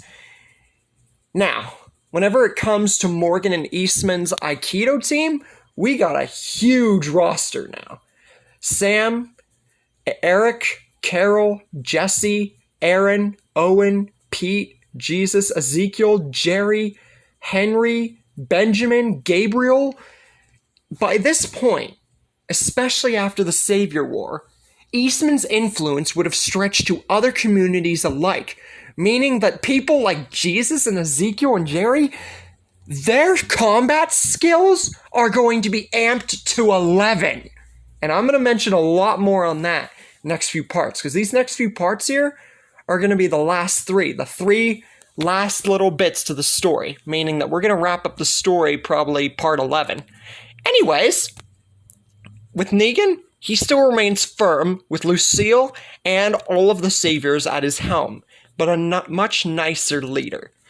Simon and Gavin are still alive, meaning that the authority of the Saviors is still very good. It's just not pressed onto other communities. But in regards to the Sanctuary, all of control is still maintained there, meaning that the Sanctuary still stays in place. And because of the truck, I have to mention again, that truck that Alexandria has saved everybody. Like, whenever they starved in season 10 and 11, that's going to significantly help them. That truck was a huge loss. And you guys might not think about it, but when you should look back at it and see how much was on that truck. Anyways, Glenn would be alive, as I've done in other stories, to remain a father to Herschel for now, because we don't know what's going to happen to him yet. And even if I've had him live, he's only lived to like season 10 or 11, but we'll see. We'll see in the next part or two here. Anyways, Abraham and Sasha still remained a thing because neither one of them died, and Sasha would have no reason to commit suicide because Abraham's still alive. So they fully get into a full romance this time. Spencer and Rosita, henceforth, get into a relationship themselves. Ezekiel remains his king stature because Shiva and none of his kingdom residents have been slaughtered. So he still remains in that whole king mantra, because there'd be no reason for him to turn back from it. And that's another repeat that I've done throughout all my series. Morales is the next one to mention. Because of Negan's peace offering to everybody and all the communities, Morales is therefore nicer. And soon enough, he goes to Negan for a quick talk. Negan wonders what's up, and Morales says that is Rick the Rick Grimes that he used to know? And Negan says, well, his name's Rick Grimes, go ahead and see them if you want to, or see him. And soon enough, Morales pays a visit to Alexandria and sees 5 people that he knew before. Rick, Carl, Carol, Daryl, and Glenn. All the people that he knew back from the Atlanta camp. And this would be a much nicer meeting this time because, you know, Morales isn't waving a gun in Rick's face and Daryl doesn't have to kill him. And Daryl would be nicer to Morales too because Dwight is the main guy that you would hate here because he killed Denise. Other than that, Negan's like a saint here because of Eastman's stretch. Sadiq would be the next one to be saved by Carl or somebody. It really doesn't matter. And with that said, Carl and Enid themselves get into a relationship, which I've also done before. Whether they would have a kid or not is really up for debate. I've had that happen before, so whether it would or not is just, you know, something that would be nice for the both of them. But a relationship that we really need to touch base on, and that's really important for the story's future, which is going to be summed up in 3 parts, is Eastman and Carol. They get in a relationship in this story after the whole Savior battle. It would be some time before that happens, though. Now, you'd think that Tobin or Ezekiel would be one of the 2 that Carol would get in a relationship with, because after really kind of an Axel moment at the prison, these 2 were the only ones she really got, like, down with, that she wanted a relationship with. But Eastman? Because of everything he's done, everything he's worked towards since he's came to Alexandria, and Carol doubting him for so long, and finally learning Aikido and trusting him, they began to build a bond. And Carol began to understand Eastman far more so than she ever, like, either cared to or planned to. So eventually, those feelings would start to stir up, and it would build into a relationship. Soon enough, we get into season 9, which would put us a really big time skip like I've done before. Meaning that the bridge, because of literally almost no one dying, would be nothing, even with the storm. Gabriel remains having all of his sight because he wouldn't have that experience with the walkers. Eric would remain alive, so that would help Aaron's character development and not make him a beast. Yet, Gregory, I feel that he would still try to kill Maggie, but with Glenn around, we all know what I've done before with that. Glenn would literally just... And I've had Glenn kill Gregory before, period, even when Maggie dead.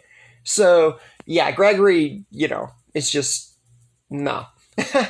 Anyways, we then get to the 6-year time jump, with everything going more than swimmingly, with Yumiko's group getting rescued by Shiva and several Kingdom residents.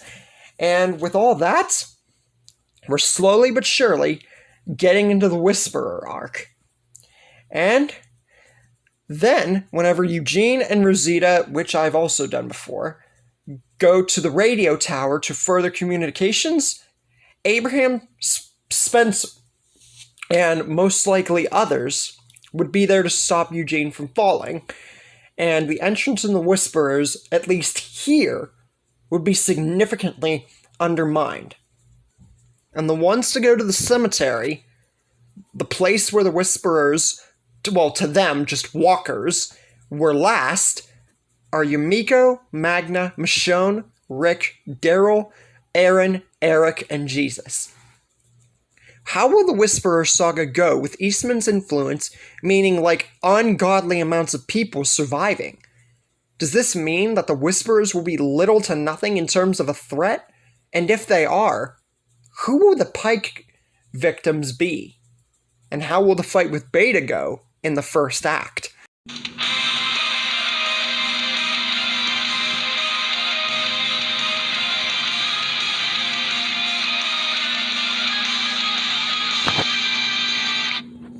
Hey guys, Nick here, and today we're getting into part 11 of What If Eastman Survived, the semi-final part to the series, which I hope you guys have truly enjoyed. Now, the last time we got into this, we were about to get into the Whisperer Saga, or we did, kind of, get into the Whisperer Saga, with Eugene and Rosita being rescued by Abraham, Sasha, and Spencer, as I've done in several stories previously, either with one, both, or just more than both of those characters saving Eugene and Rosita. And the people who are going to go to the cemetery, consisting of Magna, Yumiko, Michonne, Rick, Daryl, Aaron, Eric, and Jesus. And they set off.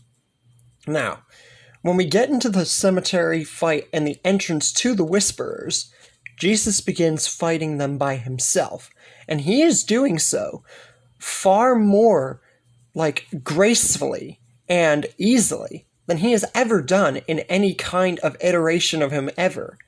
And I'll explain more on that in a minute, because it is very significant to talk about. Eric, for some reason, sees that there's something wrong and knows something might happen.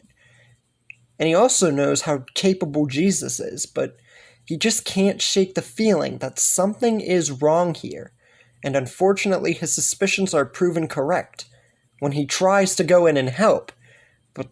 But the first person or walker that he thinks is a walker he attacks is the first Whisperer, and the one that originally killed Jesus.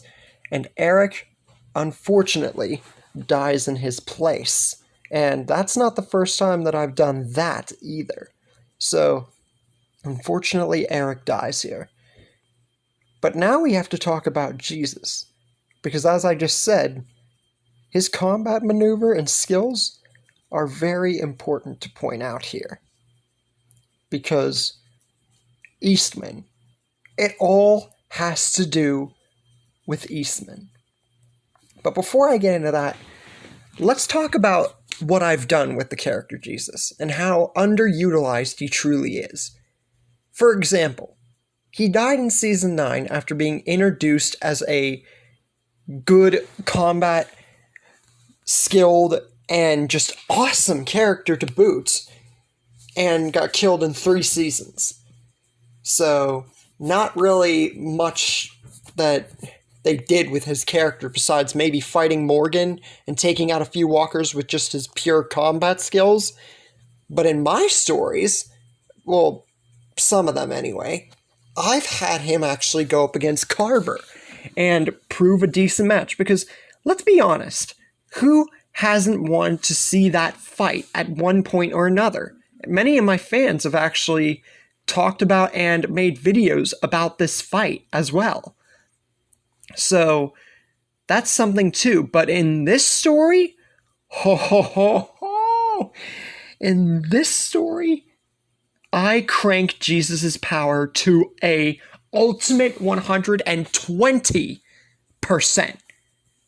Jesus in this story is OP with exclamation points to the center of the earth and beyond. Eastman's combat Aikido skills with Morgan and everyone else, plus Jesus' already innate talent and combat maneuvering skills, makes him practically, in this universe, the strongest fighter and best combat person in the entirety of this story and this Walking Dead universe.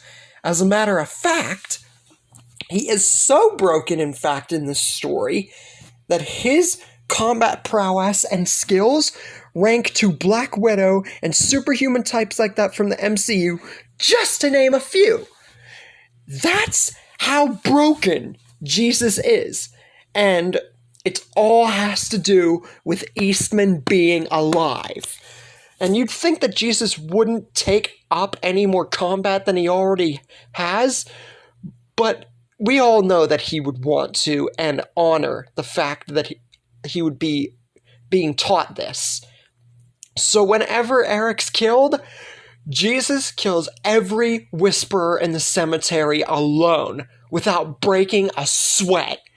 And honestly, this would be the first time besides when they met, that Rick really acknowledges how good of a combat martial artist and fighter Jesus is.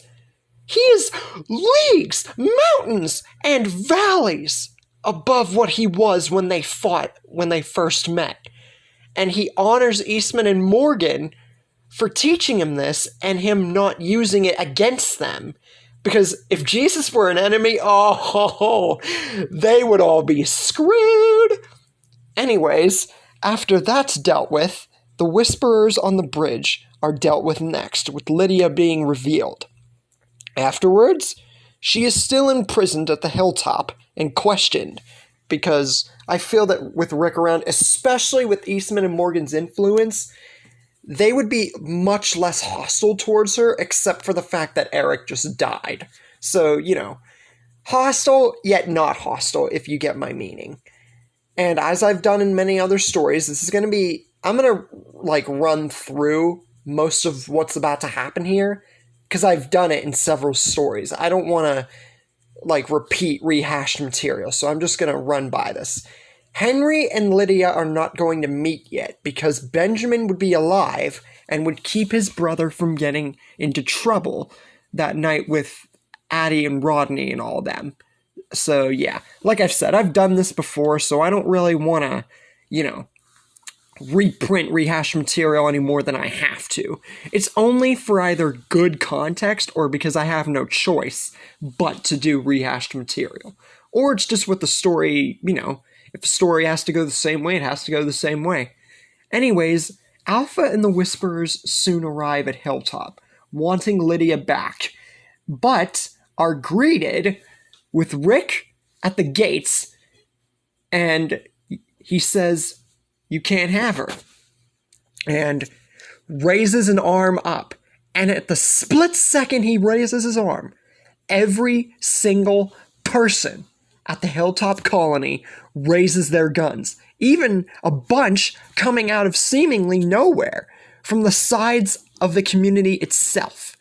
Now, from how soft everyone is, thanks to Eastman, ever since part 1, you'd think that they wouldn't be doing this, but again, Eric just died. We've still had plenty of character development of people turning dark, and Rick by no means is a complete softie.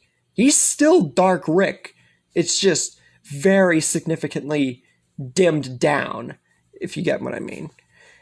But Alpha simply responds by pulling Alden and Luke. Yes, I'm actually using Alden in a story because the saviors at the posts and everything besides the first one weren't killed.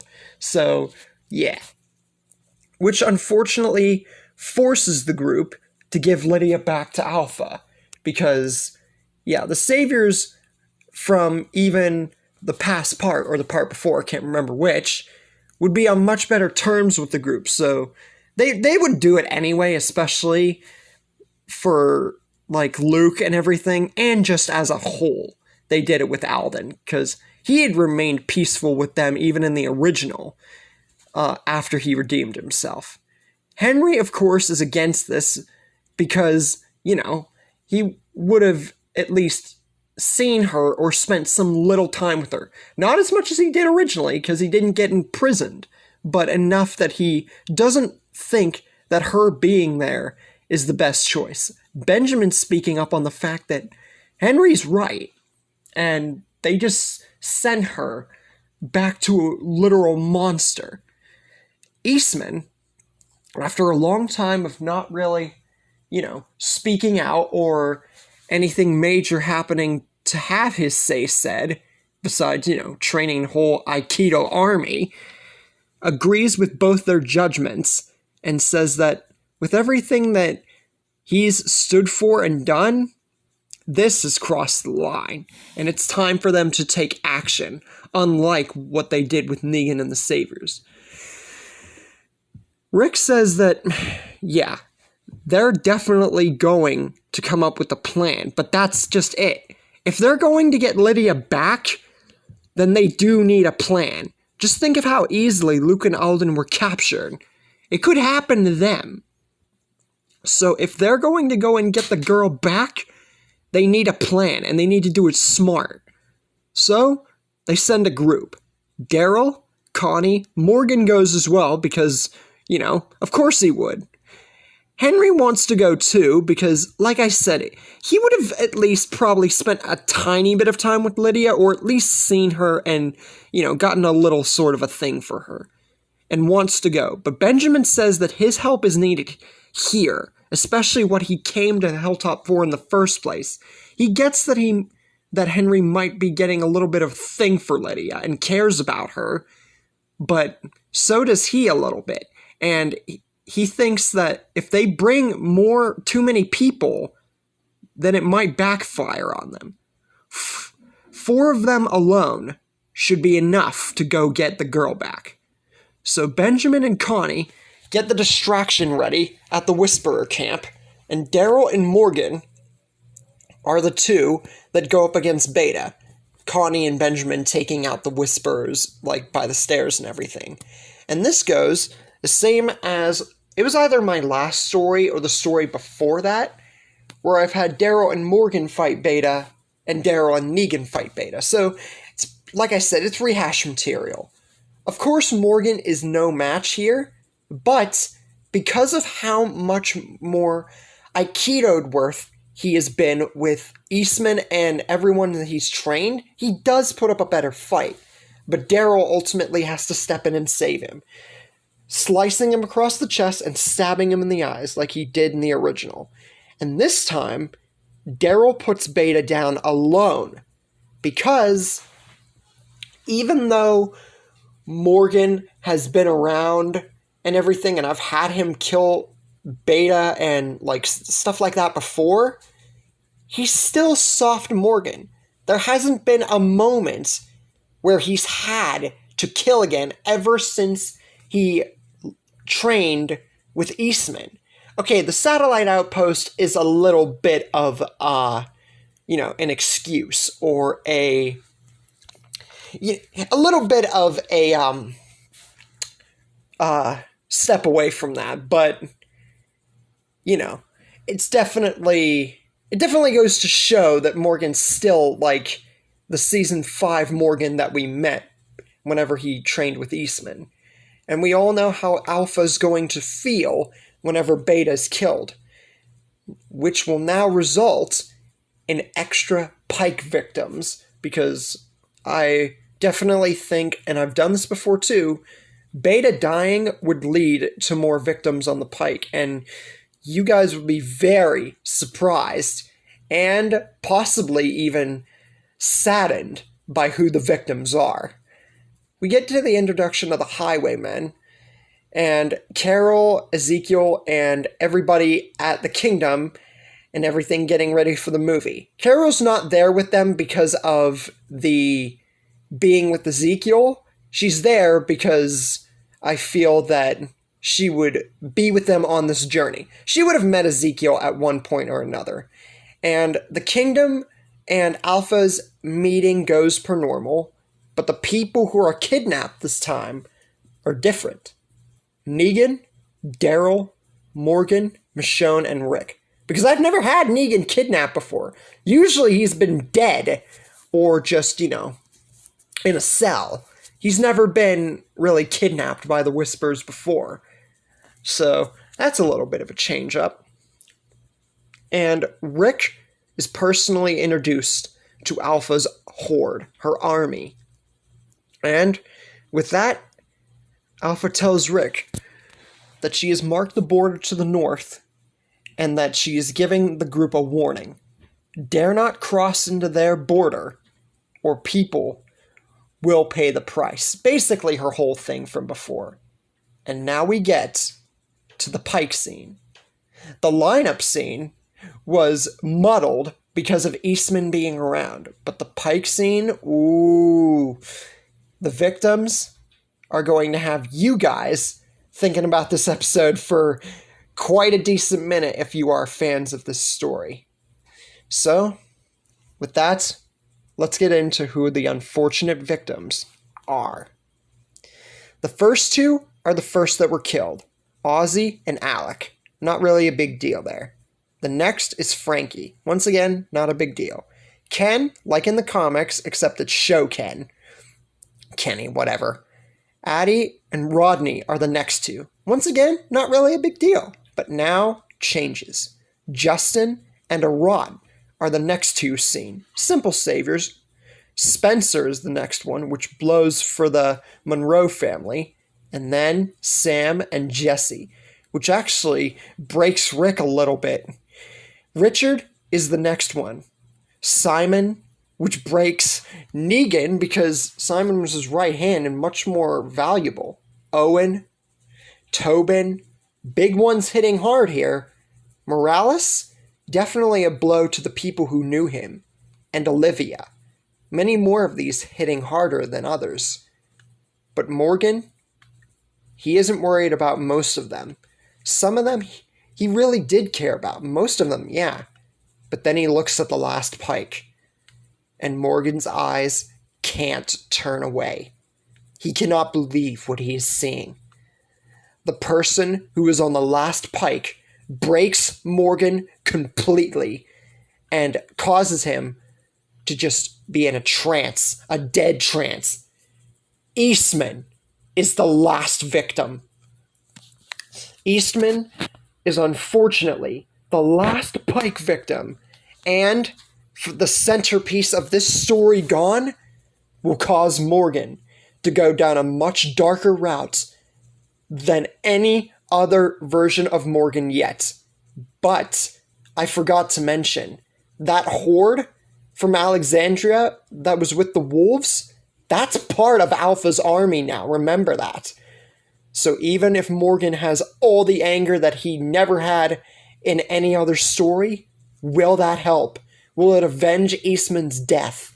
Or has this, Eastman's death, proven the end for our story?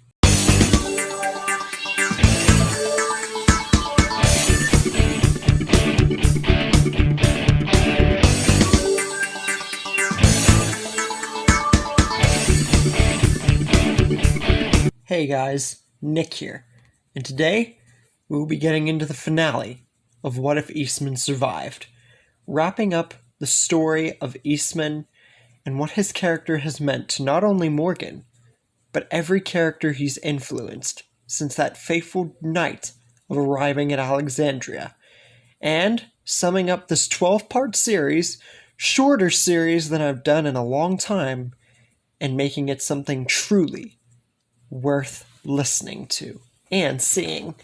Now, we sum up right after seeing the infamous Pike scene, and Eastman being the last victim, Morgan being the most influenced by this. Now, something we need to talk about, because this is very, very, very, I cannot stress that enough, important for the character of Morgan, and how much more Eastman has influenced him. In the original, when he died, sure, Morgan was upset and even attacked him because he knew that Eastman would die. But afterwards, he honored him. And honestly, he didn't become crazy again. He only became crazy for a second, but didn't become crazy again until Benjamin died. And then, it was kind of a mix-mash until Morgan left Fear. But here, Eastman stuck around for 4 more seasons. 4! And that would have given Eastman so much more time around Morgan, making Morgan's character infinitely different in so many levels, especially with Eastman making a whole bunch of people from different communities being part and being around Morgan. I can't stress enough how much more Eastman would influence Morgan's life. So when he sees that head on the pike, Morgan instantly goes for his weapon and just starts losing it. Not killing anybody, because everyone stops him, but he's ready to go back and kill Alpha. But luckily everyone restrains him. Morgan, trying to hold any sanity that he can, grabs a mic, or walkie-talkie, or whatever, and calls to every Aikido member that ever knew Eastman, and unfortunately has to break the news of Eastman and everyone else who has died, and says that nobody can understand truly how much Eastman not only meant to him, but everywhere else, the communities. And with Eastman gone, it really, really, really hurt him. He can't stress enough how important Eastman was to him, how it changed his life, turned him from a crazy lunatic after his son and wife died into something more, into a great person. With him dead, he doesn't know what to do now, but he does know one thing. Everyone who knew Eastman, everyone who cared about him, everyone who built upon the foundation of what he made, everyone who loved him, they must honor him and avenge him. And when the time becomes right, not today, not tomorrow, but they will kill Alpha. And they will make sure every remnant of the Whisperers, every remnant of their horde, everything that they strived for will be taken away from them, so that they will know beyond the pale what they took from Morgan and every person that cared about Eastman. And everyone agrees. And soon enough, winter comes and goes, with the whole exchange with the Kingdom and Hilltop not happening.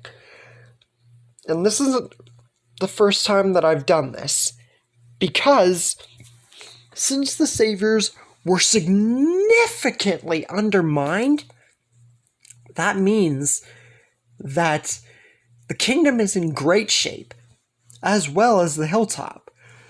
So we don't have to worry about that.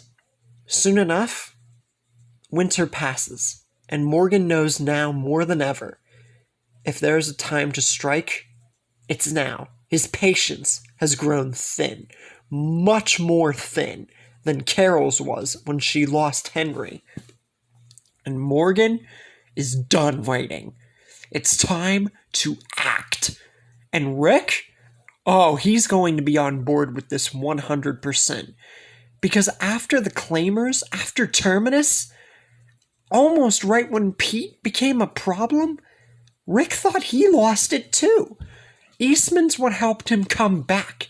Even if it was just a little bit, it helped him come back. And now they're ready to get an army to engage Alpha and avenge Eastman.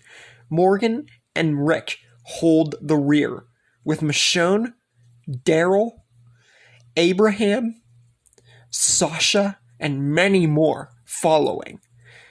Pete, Carol, Carl, Ron, Rosita, Gabriel, Jesus, who's literally a god in this what if, Aaron, Enid, Negan, and the entirety of his saviors, Jadis and all of her people. And Tara finally finds it in her, because this is an emergency. This is the right time to finally bring Oceanside into the fold.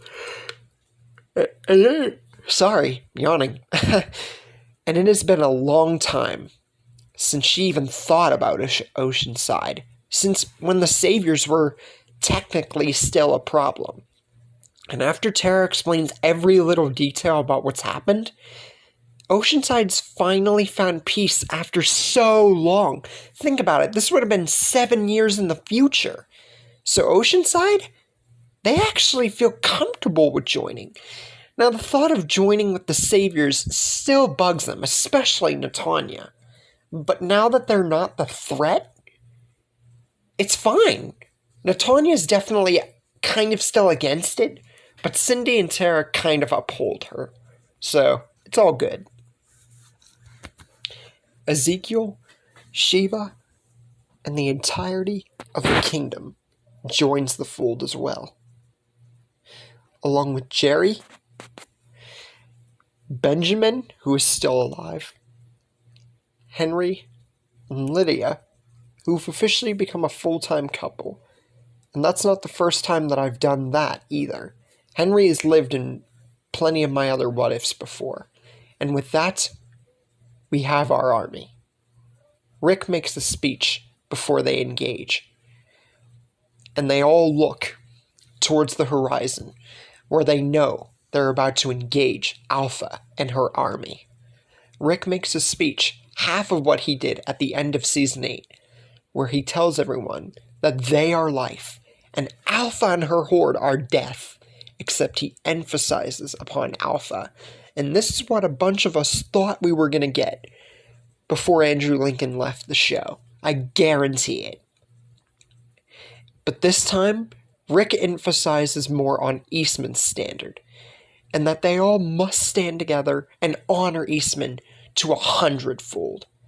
And then Morgan makes a speech, saying, once again, if it weren't for Eastman, he wouldn't be the man that he is today. He would still be on a dark path in Atlanta, or God knows where. He would be most likely dead, or imprisoned, or both. He wouldn't be the better man that he is. People here would probably be dead. Pete, Owen, many others. They would not have changed their ways. People here, Eastman meant so much to everyone and anyone involved. And in order to honor him, in order to remember him, in order to avenge him, Alpha and any remnant of her army must and will be expunged. And soon enough, they approach the Whisperer camp, but they don't get far before the satellite comes from the sky and crashes into the same forest area in which it does in the original story, halting their progress. But thankfully, things might seem dark at the moment, and everyone is sort of around the area to see this happen. And, thankfully, with a bunch of people, even though walkers begin to approach the area, I'm really sorry doing this late. Walkers begin to approach the area. But, thankfully, along with many, many, many, many, many people able to put out the fire, there's also a lot of people and ammunition and people.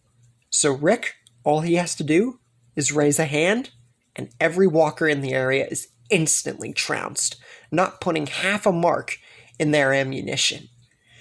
Alpha and the Whisperers soon make themselves known. And this, everyone can feel that this moment, you could cut the tension with a knife. It is that big.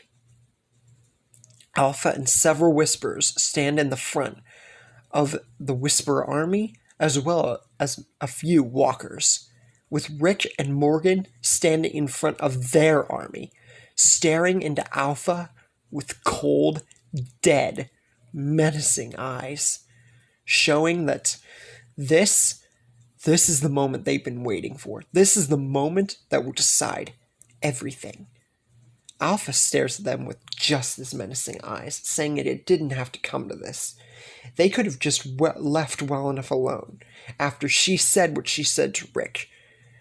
But Beta, she was her number 2. And they should be thankful that she didn't kill more, because honestly, she should have. And if this is about that old man, about the others, like she said, she could have killed more. But she didn't. And they are all fools for coming here, engaging her, coming to her land. She should have killed more. And now? Originally, at this point, she would have said there would be no bloodshed. like she did in the original story. But now, because especially losing her number 2, because of everything, there will be bloodshed. And this time, it won't just be over 15 victims. It will be every single one of them. Until every one of them either joins her horde or is left with nothing but bones on the ground. And then she shoots up into the air with her medieval shotgun, or whatever you want to call it. She shoots up into the air. And at first, nothing happens. And some of the group, not many, but some, are confused. But soon enough, terror, confusion, and utter fear is in every one of their eyes. As from the bushes, the trees, and the land itself begins to crack open, and from it emerges a monstrous horde, so much so that Rick even gets fearful, because this horde is 300 times bigger than the horde that he saw in the valley. Alpha and the Whisperers bring it towards the group, with fear and utter terror approaching every one of their eyes. As Alpha and the Whisperers begin to fall back and engage the horde towards Rick, Morgan, and every single one of the group that is involved. Rick knows, or at least he thought he knew, that the horde, the Whisperers, and every one of them would be a terror amongst all of them.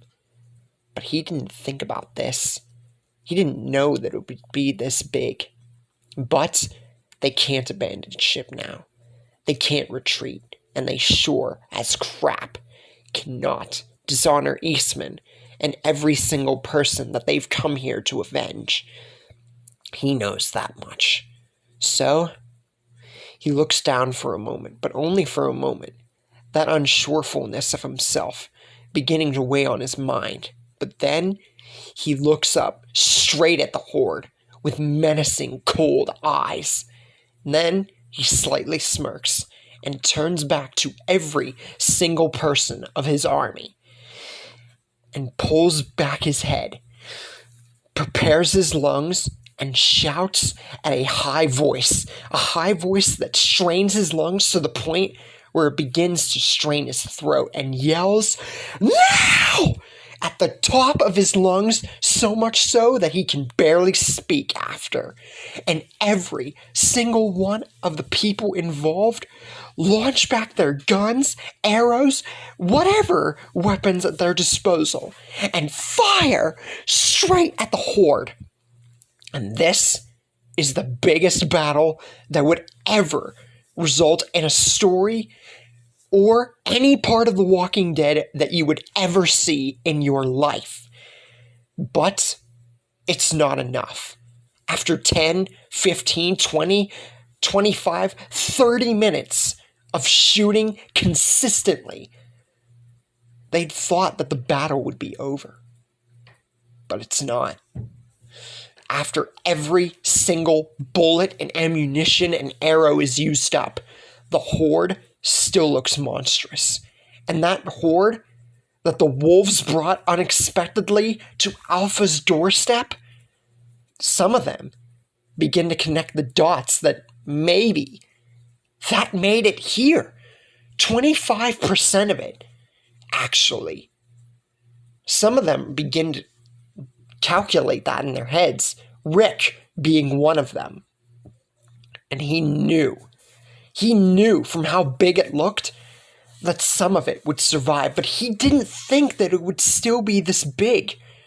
And that unsurefulness in him begins to weigh on him even more. But he still thinks, he still knows they can't turn back.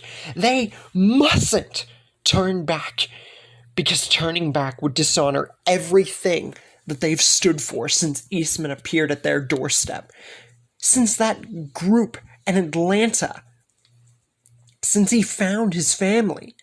And with that, they drop every gun and arrow and launcher that they have and begin to pick up every melee weapon they have. Axe, machete, everything, and begin to run. And then sprint, and then launch themselves towards the rest of the horde. But unfortunately, now we begin to get losses. Almost every savior that is left is lost. Almost every Jadis member is lost. The scavengers. And then we get major losses. Tara, Jared, Gavin, Shiva, Ron. But the horde is finally dealt with. But it did not come without a price. And that's emphasized further after the horde is finally dealt with, when a singular final shotgun shot rings out. And its unfortunate maker, or meter, with the shot is Pete, living longer than any iteration of him would ever come to live in a story or just an entirety of The Walking Dead. But this time, he actually meant something. He carried Eastman's name as long as he could. And he meant a lot to keep many, if not just monstrous amounts of the group alive in Eastman's name. And Alpha and the Whisperers step out, finally making themselves known, and smiling at the group, knowing that their horde did monstrous damage to Rick and Morgan's army. And Rick is now beginning to feel very unsure of himself. But then Ezekiel steps up, pulling every bit of King ounce of his King Ezekiel motives that he can. Even though Shiva has died, many of his kingdom has died, Benjamin is still alive, Henry is still alive, and he carries this with every ounce of his being, saying how much Eastman has meant to him and carried his king name even further, and that their army will not fall, not on this day. And this would make even Morgan stand up from his clearing moments, whatever he was bouncing to, but he still wishes to avenge Eastman.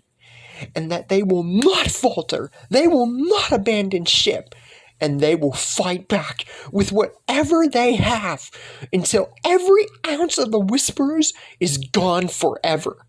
And Rick, this makes him pluck up courage.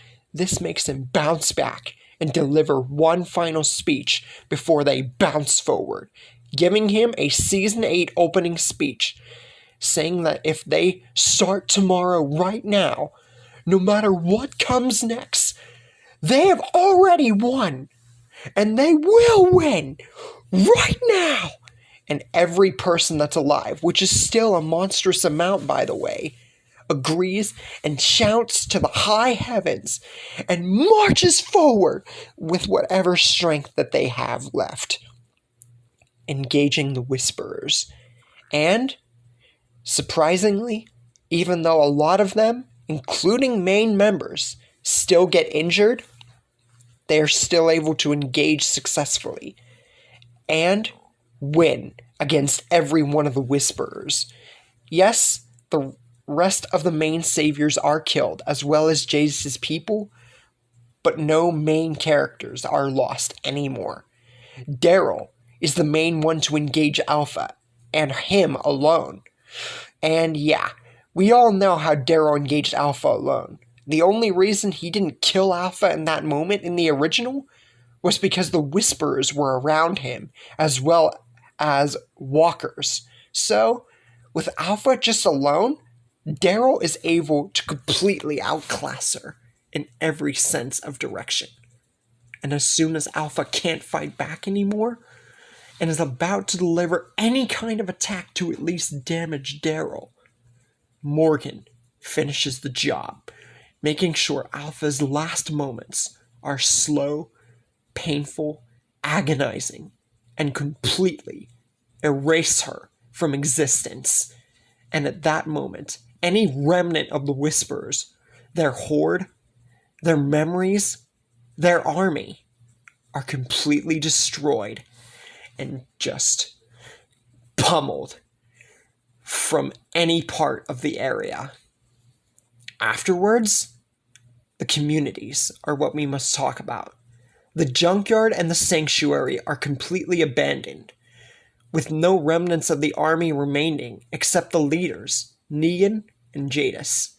As for the others, the kingdom and the hilltop, while losing a significant amount of their fighters, they still have plenty of their people and fighters, including Benjamin, Henry, Lydia, people like that.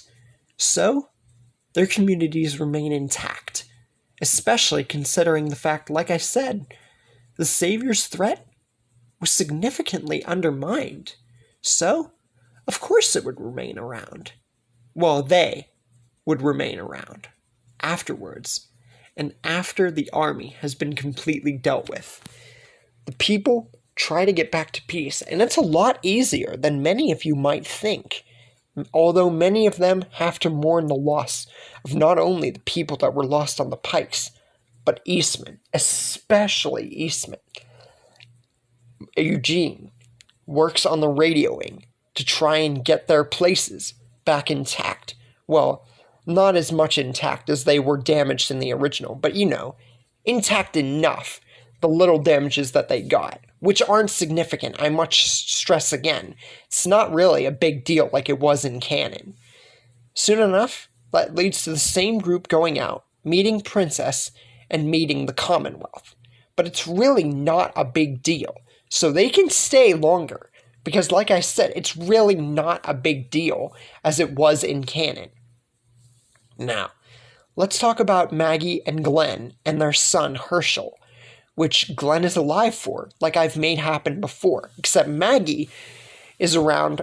I either did that with What If Madison's Family Joined Rick or another story, I can't remember.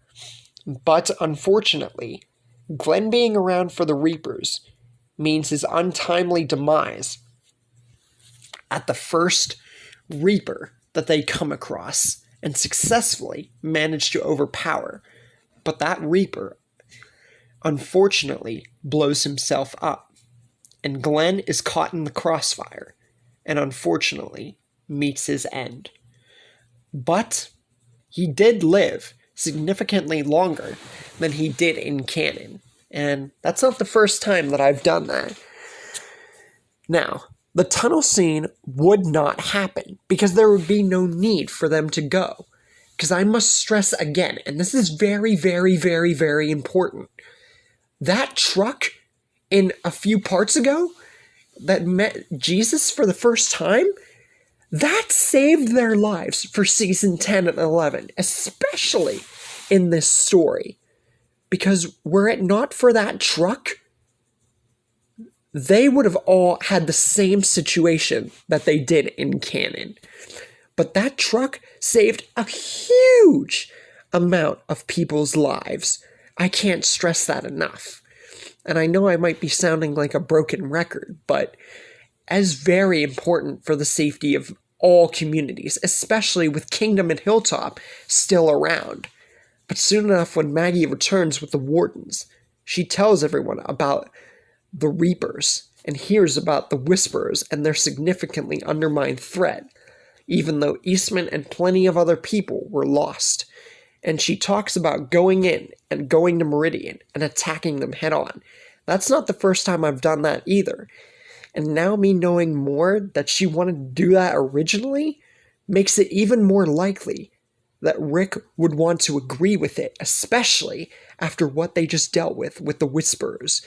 And they once again build an army, since they are still plenty stocked on what they have. With Rick, Michonne, Morgan, Aaron, Jesus, Daryl, Carol, Benjamin, and sorry if I'm going a little slow, Henry, Lydia, Abraham, and Sasha, Carl, Enid, Rosita, Gabriel, and Negan. And with that, we have our army, restocked from their battle with the Whisperers, and ready to go to Meridian for hopefully one final battle. And with that, we get to Meridian, getting close, but not quite, into the dead of night, where the Reapers were supposedly always supposed to attack. But going straight to their home, of course they're going to be out, even if it was day. And with that, the Reapers make themselves known. And this would be just as dark, if not slightly, maybe a little bit less than as dark as when they fought against the Whisperers. Now, Cole, as I've made happen before, takes the death of the old man that died right whenever they got out of the tunnel. So not too big a deal. Duncan takes the death of Cole, since they didn't really matter too much, but they at least mattered a little bit. So, of course they would die around this point. Then we get to the major deals, which the Reaper fights. And yeah, it's going to be a little bit of a repeat here, except it's going to be different people fighting for the most part. Aaron takes the place of Gabriel, killing the first Reaper, Nicole's. Maggie fights Turner, like she did in the original. Except this time, when Negan saves her, it's much different, and a much different feel with Negan and Maggie not really hating each other. And the difference is that Negan doesn't have a crowbar, and he doesn't have the bat that Brandon gave him. He still has his Lucille, so it's much different. Morgan kills the next Reaper, the Reaper that Pope threw in the fire, Bossy, which is a weird name for a Reaper, I just noticed, really. But really, who cares? Now, Carol kills the next Reaper, Wells, in a kind of tough fight, yet not really. I don't feel that it would be too difficult. One, because it's Carol, and two, because of how Wells was really introduced. Then, we get to a scene that I've done before. Daryl meeting Leah for the first time, as well as Dog, and Leah trying to cinch Dog upon Daryl, finding out that Dog won't attack Daryl and actually prefers him more, ending up with Leah's untimely demise in a futile attempt to get Dog to do the work for her, which I've had happen in multiple stories. Michonne killing the next Reaper, with Rosita following suit. The next Reaper, however, unfortunately, doesn't get an easy death. Actually, it becomes a hard duel, but he actually takes out the likes of Benjamin. Benjamin living longer than any iteration I have ever had him live. But he at least did significant damage to the Reaper in whom he fought. So, at least in this story, he fought more and better than any version I have yet made. Henry and Lydia being somewhat close in the area and avenging Benjamin's death almost immediately, with Benjamin being alive to see them do this, but unfortunately dying in the end. The next two Reapers, taken out by Carl and Enid, whose relationship has advanced very much so than probably most of my stories, yet not really. I've had them be alive and have a relationship even past this point. Carl's still unfortunately losing his eye right at this point and being significantly injured, as well as Enid, except she doesn't lose her eye. Daryl killing the likes of Austin next, like he does in canon. Same with Gabriel killing the priest of the Reapers, like he did in canon. And with this, the last two major Reapers being killed by the likes of Abraham and Sasha with little to kind of middle difficulty. Then we get to a significant fight. Jesus and Carver. Now this is very important, because if I have not mentioned enough, Jesus is superhuman with Aikido and is already high potent combat efficiency, being Black Widow, Marvel type strong, making him the strongest character in The Walking Dead.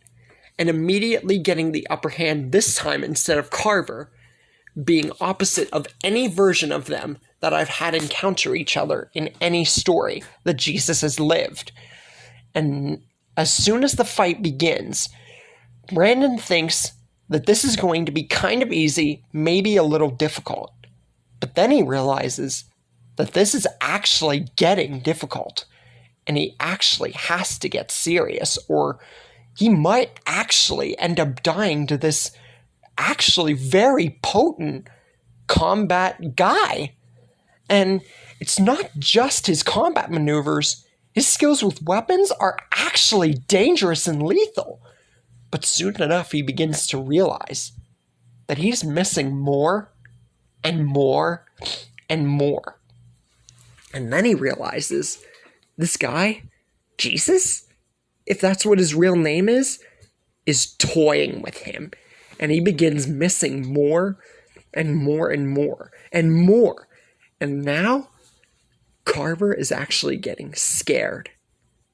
He's actually beginning to fear for his life. And this would be a new experience for any iteration of Carver that we would ever see. Because for the first time in any story or any version of his life, Carver can't do anything. And soon enough, Jesus, with his combat skills, with his sword, with his Aikido all potented in one fell meteor combination, stealing a little quote from Goku's move there, he takes out Carver in one single combat stroke, using his sword, his staff with the Aikido maneuvers, and his combat skills, and killing Carver right then and there, right after Carver started fearing for his life. Afterwards, Rick and Elijah tag team Pope, avenging Elijah's sister, and avenging everyone that they lost in the fight, Benjamin being the main one, and Carl almost dying. Afterwards, they think that every battle that they've ever been in is over. But that's before the Commonwealth introduces themselves. But really, it's not even close to a problem. Because they really don't need the Commonwealth. Oh, by the way, Maze and Virgil are brought into the mix, but because of what I've done with them before, and the story's not really making them matter too much, if Maze was brought in, especially for the Reapers, he wouldn't really do much. As for Virgil, we all know how Rick being around would deal with him. So really, they don't matter. And as for the Commonwealth, like I said, with that truck and with what they've gotten, with the Saviors being on their side, and with Rick, Michonne, and Abraham around, the Commonwealth is just there as a backup option. And with main people like them around, and with Abraham around, they would rise to power against the likes of Lance and Pamela very, very, very quickly. And Abraham would even get Mercer to rise to power even quicker, which means that any sort of threat against the Commonwealth would be far and just very undermined. I can't really stress that enough. I know I'm sounding like a broken record, but it really doesn't matter. And with that, Morgan and even Commonwealth members, and going on to other communities forthwith, would honor Eastman's legacy, name, character, and tutelage, and even getting more and more and more members. So that way, Eastman's name, across many years, past before he, passed, would never forget him. And Morgan would never forget the man who changed him from a crazy lunatic into a fine student and a better man. And this all could have happened if Eastman survived that bite from the man whose walker Morgan didn't put down. And that's where we leave things and complete the story of what if Eastman survived. I truly and 110% hope that you guys enjoyed this story. I really didn't think that in just 12 parts, I would make Eastman survive more than any good person, any real version of him, or any guy I have yet made survive in this story. But that's going to be very different for What If Dale Survived remake, and yet not different, if you guys get what I mean. Dale's going to matter a lot more than he did in my story originally, or any version of him, but making him survive just to the governor, spoiler alerts, is going to make it very influential going on. And I really hope that you guys will enjoy that story coming up and really enjoy this story as a whole. And with that, stay tuned for What If Dale Survived the remake coming up here soon. And I really hope you guys enjoyed this story. I will see you guys next time. I carry within me the pride of a prince!